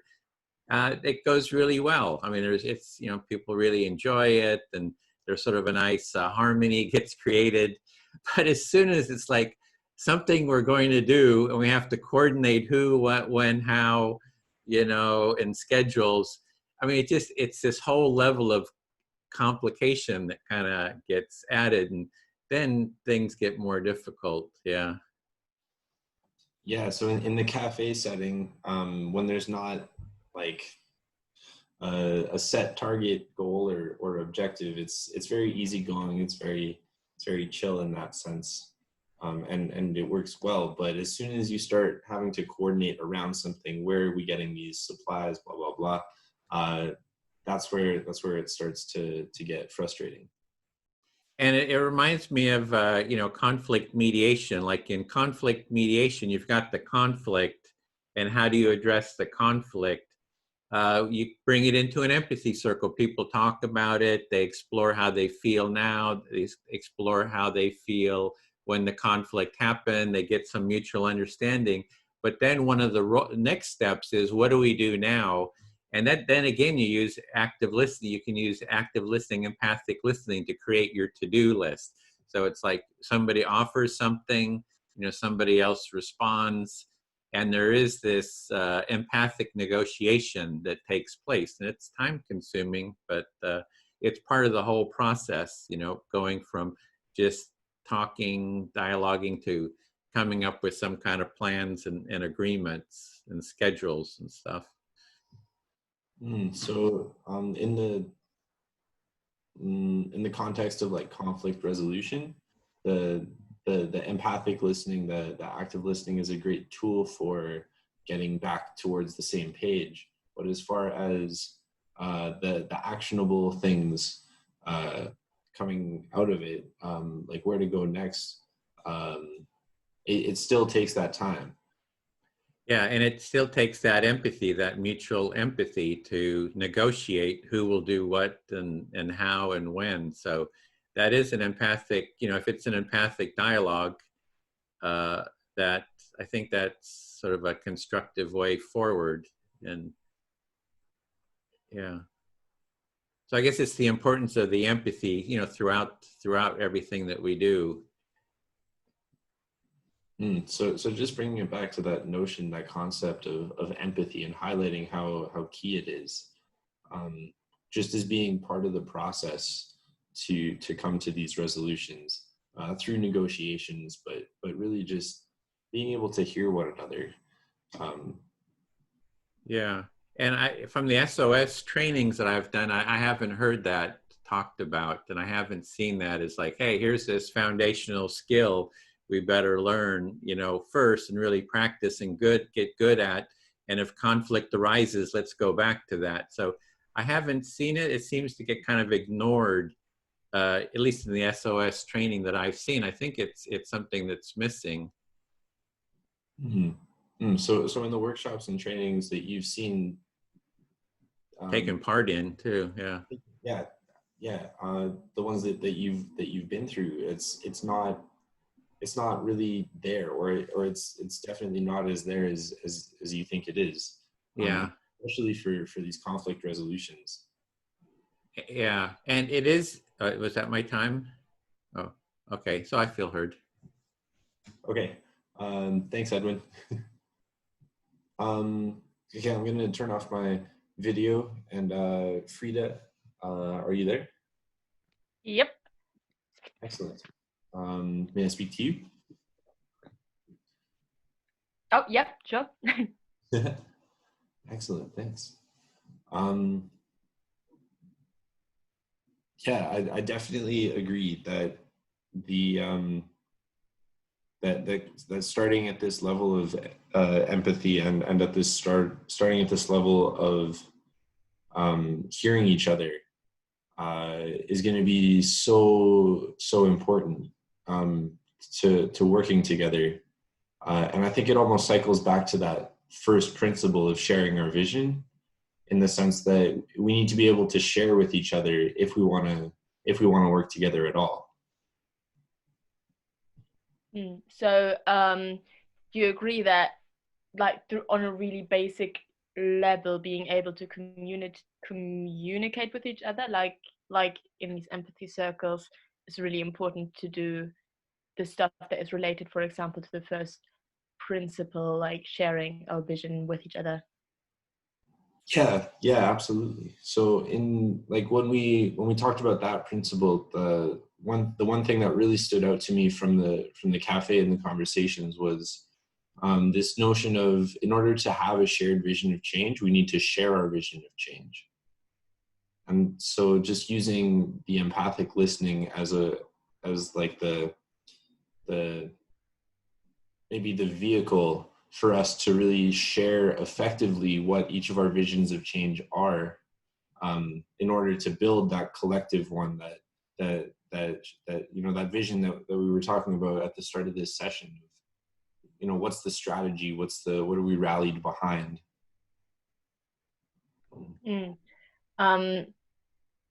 So you feel like in order to have a vision, you need to be able to communicate about it together. So it's a truly collective vision, and for that you think this empathic communicating might be the right vehicle. Yeah, totally. Especially in light of this conflict resolution. Because I mean, you know, everyone's going to have a slightly different vision, with some aspects of the story emphasized and then other ones suppressed. So in order to, right, and so like there's a natural tension there and a natural conflict that can arise, as far as like, well, this element of the story is more important than the one that you're advocating for. So yeah, these negotiations, or these just coming together on that front, is going to be so crucial. So you think that it's sort of like conflicts between what parts of the story should be included, what should be excluded, sort of naturally arise, and coming to some resolution on that is really crucial. Yeah, absolutely. Yeah, I'm really for it. I'm glad to have found this practice of empathy, and I'm super happy to try and promote it, especially locally. You're really happy about having found this practice of empathic sharing, and you want to promote it more, like, for example, in your local group? Yeah, just as like a way, you know, and I love the fact that it seems circular. You know, maybe it's just me, but yeah, that's all I want to say this round. Thank you. I feel heard. Okay, and you like especially that it feels circular to you, this kind of empathic sharing, and you feel heard and done and are thanking. Yeah, thank you, Frida. I feel heard. Cool, no problem. I'm not sure I have that much to say right now. I feel like I only just spoke, so maybe there's someone else who feels called to speak right now. If Edwin would allow, I would happily take on the last slot. So April, maybe if you just reflect what Frida said, and then you can go. Okay, yep, I hear that Frida thinks that she doesn't have anything else to say on the topic. and would like to offer it to anybody else. Sorry, and it's Marta, you're hosting. Yeah, that's right. And also just like, thanks so much for always turning your webcam off. That's really sweet. Makes me feel very valued. And I hear Frida's gratitude for everyone sharing the videos off, which might help the signal. Cool. So it's your turn, April. Ah, okay. Oh, because so much comes up. Marta, would you hear me then? Yeah, this thing. Thank you.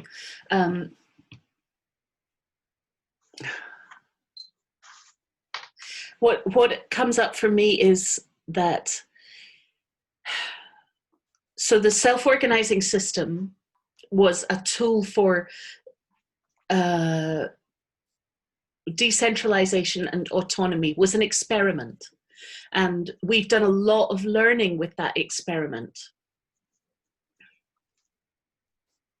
Yeah. I'll pause there. So you're saying that the self-organizing systems, that it was an experiment, it was a tool, and that you've experimented and you've learned a lot since. Mm. Despite the inbuilt responsiveness of the system, it's clear that when under tension, when we're in our most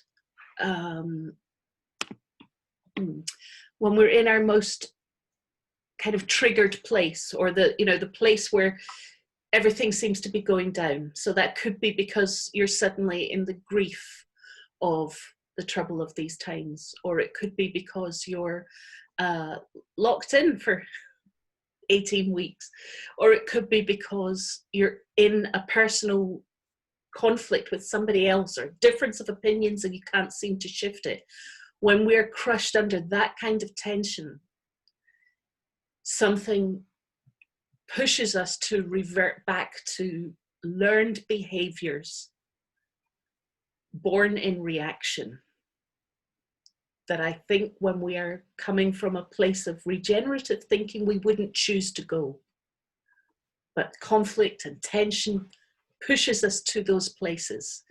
It's the most unhealthy of behaviors that tends to come out at those times. Yeah. So whatever the reason that is creating tension in ourselves, whether it's lockdown or, for some reason it's grief or we're triggered, whatever it is, when we find ourselves in this reactive space, then in the self-organizing systems, we tend to revert back to the old ways of associating with each other that we know. And you feel like if we stayed with the regenerative practices more, then we could try and avoid going to that place of very reactive and old school. And I think, as is becoming very clear in this week particularly, we have a lot of bias in our heads. Some of it is educated into us, some of it is oppressed into us through the systems that we've grown up with. Some of us is it's parented into us, and some of it is inherited.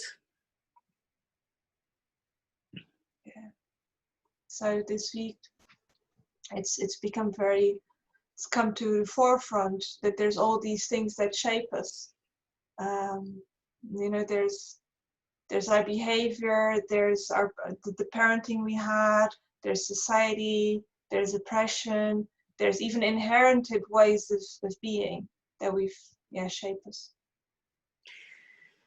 And my observations of the way that the self-organizing system is based on trusting these link roles of sharing between the circles, that at these times of intense pressure, that's where it breaks down in this kind of bottlenecks of being one or two people sharing information through their own kind of reacting bodies and minds. this is where there's this is where the system is not supporting us to choose different ways of being with each other. It's actually intensifying the tensions and conflicts and lack of trust. So because of the way the system works, there's these people that are linking in different groups and are creating the structure and holding the structure in a way, if, you know, and they have their biases and their, you know, like everyone else. And in these moments of high tension, that's why where it breaks down, because it's all based on trust. And that trust can't be upheld in these moments of inner difficulty and biased way of world. So maybe more empathy maybe will give us more trust, but it takes time. Yeah, so more empathy might help, but it's also time as a factor. Yeah. Thank you. I feel well heard. Thank you, Marta. Thank you, everyone. I really appreciated Great. that. Yes, me too. Really appreciate it too. Thank you, everyone. Lovely meeting you, Frida. We'll see you back in the main room. Yes. Let's see. I mean, if you mute yourselves, it'll help with the background.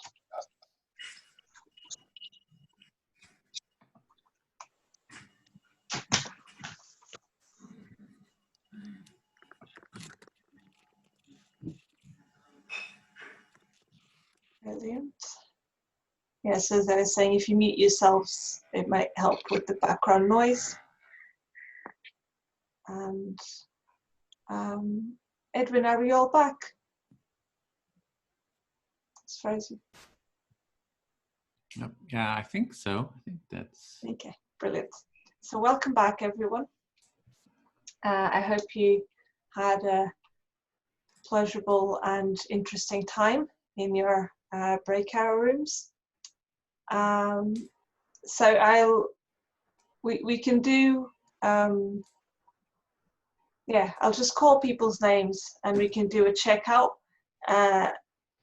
And the invitation is to share maybe something you've learned today or that you're taking away with you.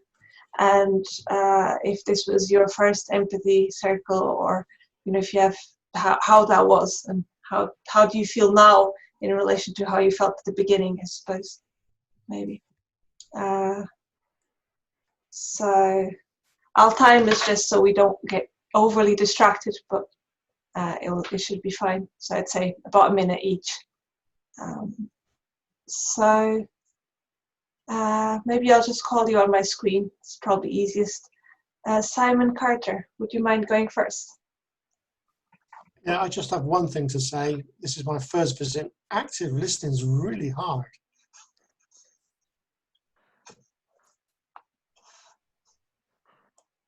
Yeah. That's it. Thank you for bearing with it, Simon. Karin, go next.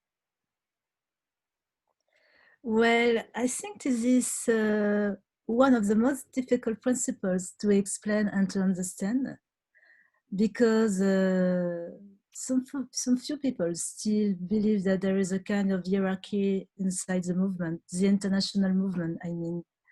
I think it's important to help every new members to find a place in their local group or in a work group, because they can be a kind of leader of their local group.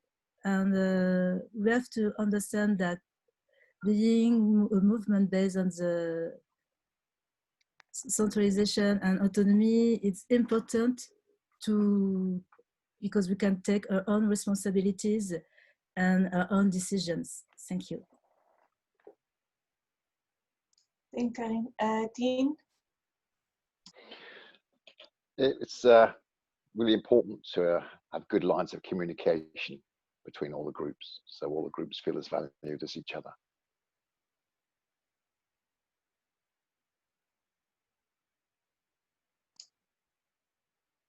John, bitte. that me? Yes, John. Yeah, go for it. Yeah. Well, I first want to say that you know, I'm extremely grateful for having the opportunity to engage with the Empathy Cafe for, I guess, 4 or 5 out of the 10 sessions. It's a real gift, and I appreciate the organizers and all the participants. Thank you very much. I guess you know what I learned today. I'm grateful to learn that there are some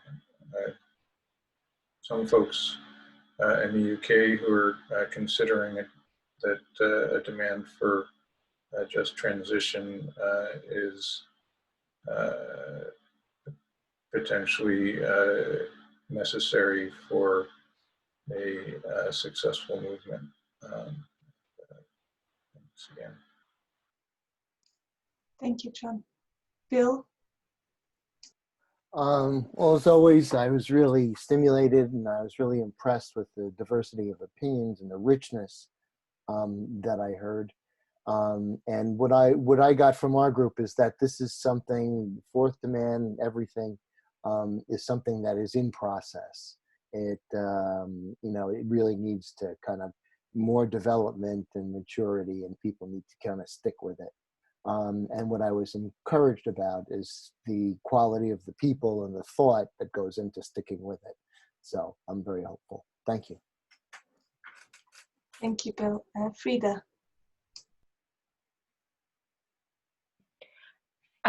So what I've taken away is sort of thinking a bit more about how some regenerative practices, and especially these empathic practices, could maybe be more embedded in the self-organizing system in the UK.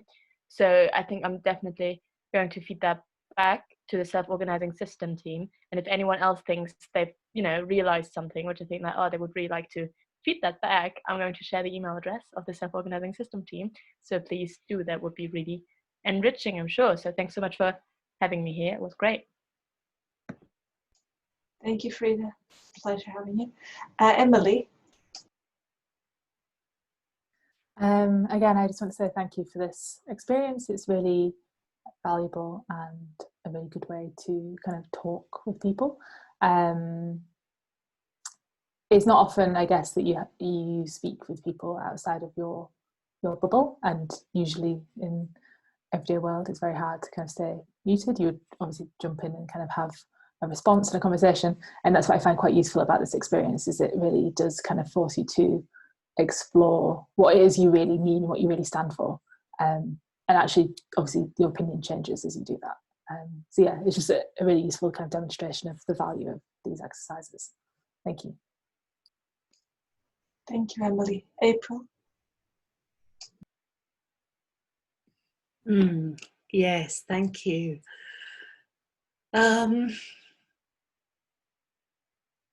We're now in the kind of third stage of decentralization, and where we're really trying to kind of centralize the edges, as it were, and really empower the grassroots of the movement to be within this decision-making process. But what I guess what came from me as I was talking and listening is that we need to be really clear as we pass on the as we pass out the self-organizing system about its limitations and how they're limited by our own triggers and traumas and internal biases. You know, that actually the personal work that involves empathy and involves a lot more regenerative work on our own reactive behaviors and how we transform that into reasonable response is key to organizing in trust like this.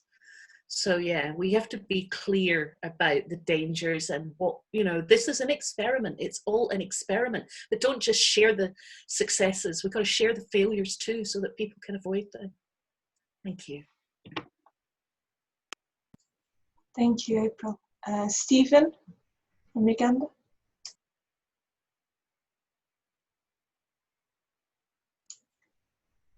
Stephen, yeah. Yeah, thank you so much, the organizer of this meeting. It's always experience. So it's been great to meet and learn as always. Thank you so much. Thank you, Stephen. Anne and Jordan. Yeah, this has been really interesting. I really appreciated Frida's introduction and the range of things she mentioned. And leaderful groups, I really like that. And our discussion in our small circle was really quite interesting, from very small scale of being autonomous and encouraging ourselves or giving ourselves permission to take leadership by taking autonomous action. Yeah, thank you very much. Thank you, everybody. Thank you, Anne. Michael Host. Yeah, thank you. Yeah, also, it was very, very interesting participating. Also, realizing that we have a long way to go finding that complete ideal autonomy. And also, I participated in one empathy circle in Copenhagen, and we did it where the active spoke 4 minutes without being interrupted, and then the other one reflected 2 minutes. Here we take a break during the listening and the speaking, and I was surprised about that in the beginning, but I really think I'll take that with me home to Copenhagen and see if that, because both has advantages, and I'm going to be co-host at Empathy Circles tomorrow. We do it 1 month on a regular, every month on a regular scale. So I just got some quite new and very interesting ways of performing this, because it may be hard to remember when one speaks 4 minutes in a row without interrupting. And so yeah, very interesting. I'll take, maybe we'll change, at least experiment with this way you did it in Copenhagen. So that's wonderful. Thank you. Thank you, Mike. Lovely. Thank you for sharing your experience. AC? Yeah, this was a really fun one. I really enjoyed the discussion that took place. The thing that stood out the most to me, I think, is this idea of rallying behind like the strategy and the vision, and just the importance of listening to each other and constructing that vision. I like how this principle kind of circles back into the first one, like through that means. So yeah, thank you very much to everyone. It's been a pleasure. Thank you, AC. Maureen?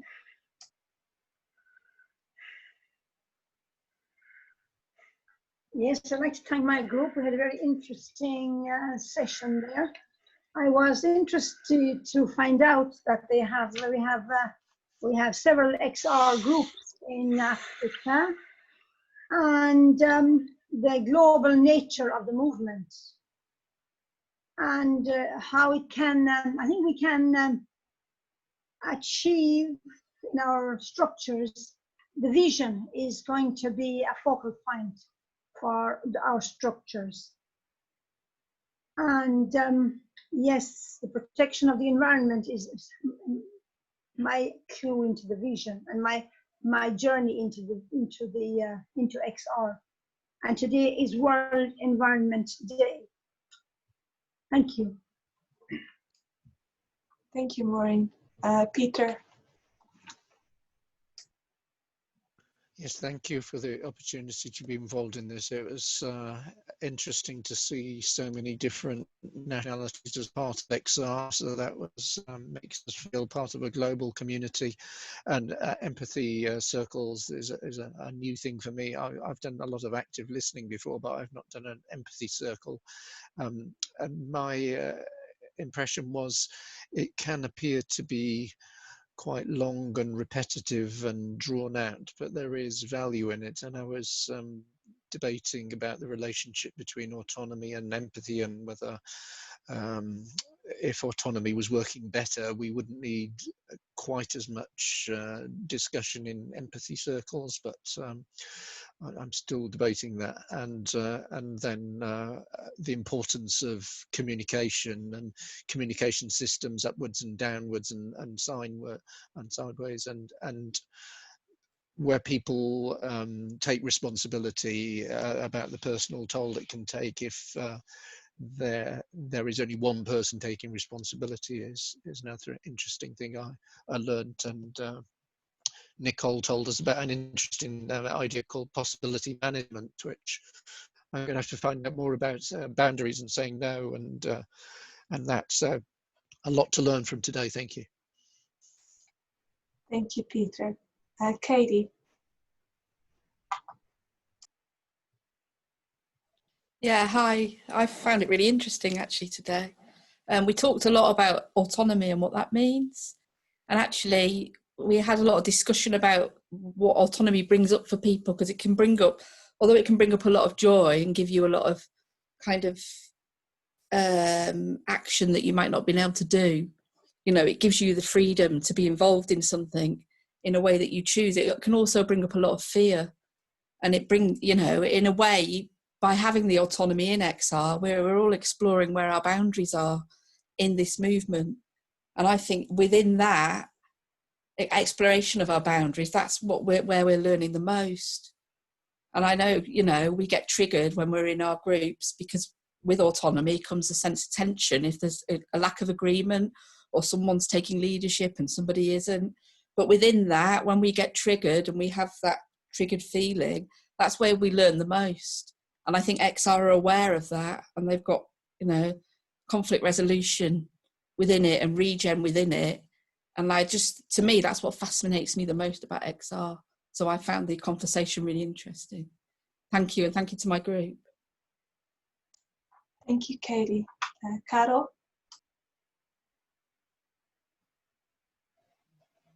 So we had a lot of topics. We were kind of waving between shifting from between hierarchy and flat organization, social organization. We were talking about decentralization of action, how it's possible, how it works. We were talking about structure and vision and what we actually understand. Do we like the word rebellion and what we understand by rebellion? Or what is the most important thing? So there was a lot of topics. Sometimes we disagree, then it appeared that we actually agree. But what stuck with me that we can find, well, what stuck with me was story by Stephen from Uganda. But the other thing about different situation in Africa. But another thing was just the fact that simply messaging, what media and messaging do, might change completely centralizing and decentralizing process. Actually, media and messaging may block decentralization because they send one message. And there is something about that.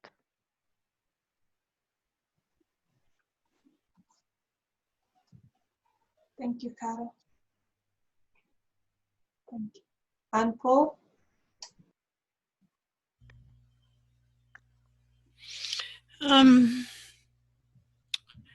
I really enjoy the empathy circle process. And of all the Extinction Rebellion principles, this is the one that probably has prevented me from joining Extinction Rebellion, because I'm not sure I agree with it. And so that was basically the perspective that I brought into the conversation.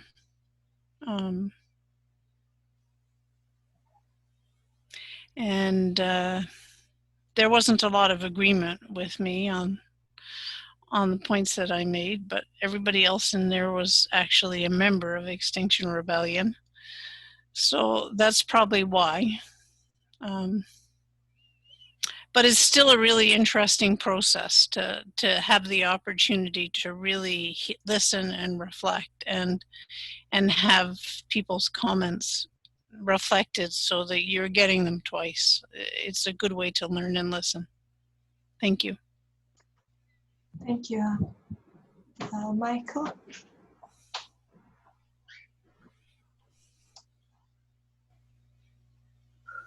You're muted, Michael. Is that me? Michael? Yeah, there you go. Okay, yeah. We had a really interesting talk in our group, drifting on to the Fourth Amendment, and also about autonomy.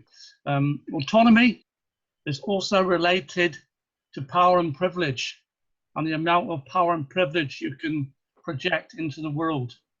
And we all have different levels of power and privilege, and hence different levels of autonomy. Some people use it wisely, some people use it unwisely. Within XR, I'm worried about our shifting baselines. XR is a climate change organization, and we discussed what we call the Fourth Amendment. I'm not aware, in the UK, our three demands are, as you know, just the three core demands. We don't have a Fourth Amendment. I have to stress that. And most of the people I talk to follow those three demands. When we start drifting into the fourth demand, we start drifting into party politics. XR mitigates for power. We mitigate for power for the climate change. We are not aligned to any one political party. Climate change is what XR is about.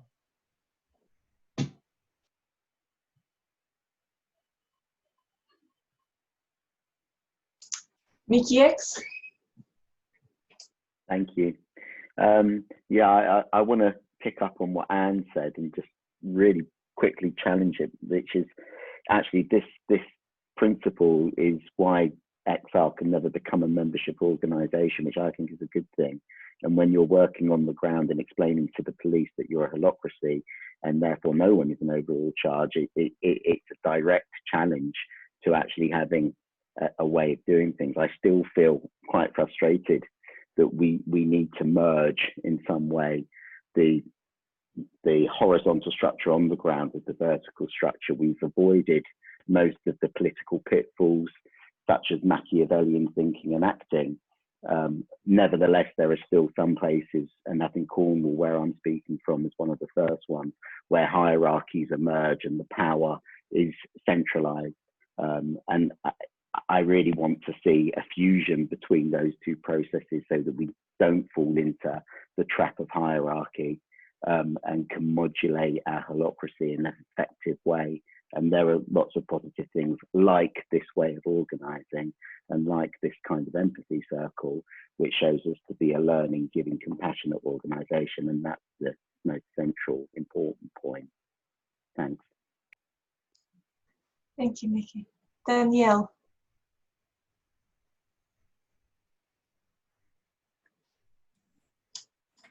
Thank you.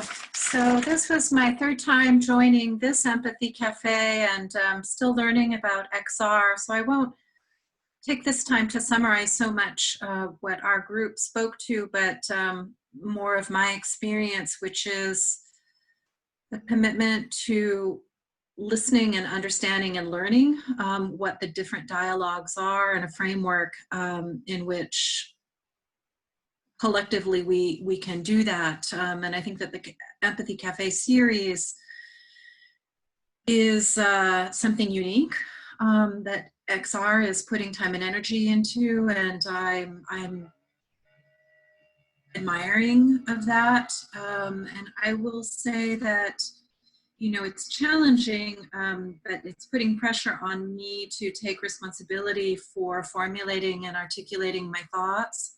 And then also kind of affirming that this commitment to listening really, it takes some work, right? To listen to what other people are saying and really trying to absorb it, and then have the courage, the practice, you know, putting practice in action to reflect back with your understanding, regardless of whether I particularly understand all of the terminology or not. So it's a very valuable exercise for me, and thank you for everyone who was in our group and for providing this forum. Thank you, Danielle. Edwin?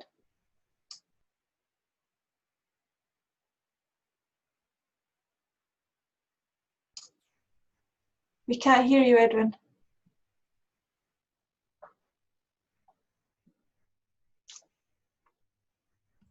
Oh, there we go. Hit the wrong button. So, okay. Yeah, thanks. Yeah, for me, the discussion sort of reinforces how autonomy, decentralization, self-organizing systems, and holacracy are really based on the empathic listening. And that's really what we're doing and practicing here. So I think we're kind of doing the core of what all these practices are based on. And I also feel that the fullness of this is not really in all these different practices. So it's like these are things that kind of get ignored sometimes in holacracy and SOS. So I think what we're doing here is making a really important contribution to the movement and to SOS and holacracy. Yeah. Thank you, Edwin. So apart from me, has anyone else not been? No, okay. So yeah, I'm grateful. It was good. For me, it's a difficult one. It can be quite intellectual, and I try to not bring my intellectual brain too much to XR, because I think that's where all my toxic system lives. So that's always a challenge, and I'm grateful for everyone for being here. I'll put the links in, you know, if you want to be on top of other empathy cafes that we're doing. They're advertised on this Facebook events list. And next week, yeah, Edwin just put it in there. So what we thought was, after doing the 10 principles, we could have Principle Mystery 11, the consideration on what principle do you feel is missing, you know, what do you think isn't there, of the overlap of all of those. And Caro, you have something? Yeah, but I will wait until you say. I don't want to interrupt. That's okay, that's fine. That was my share.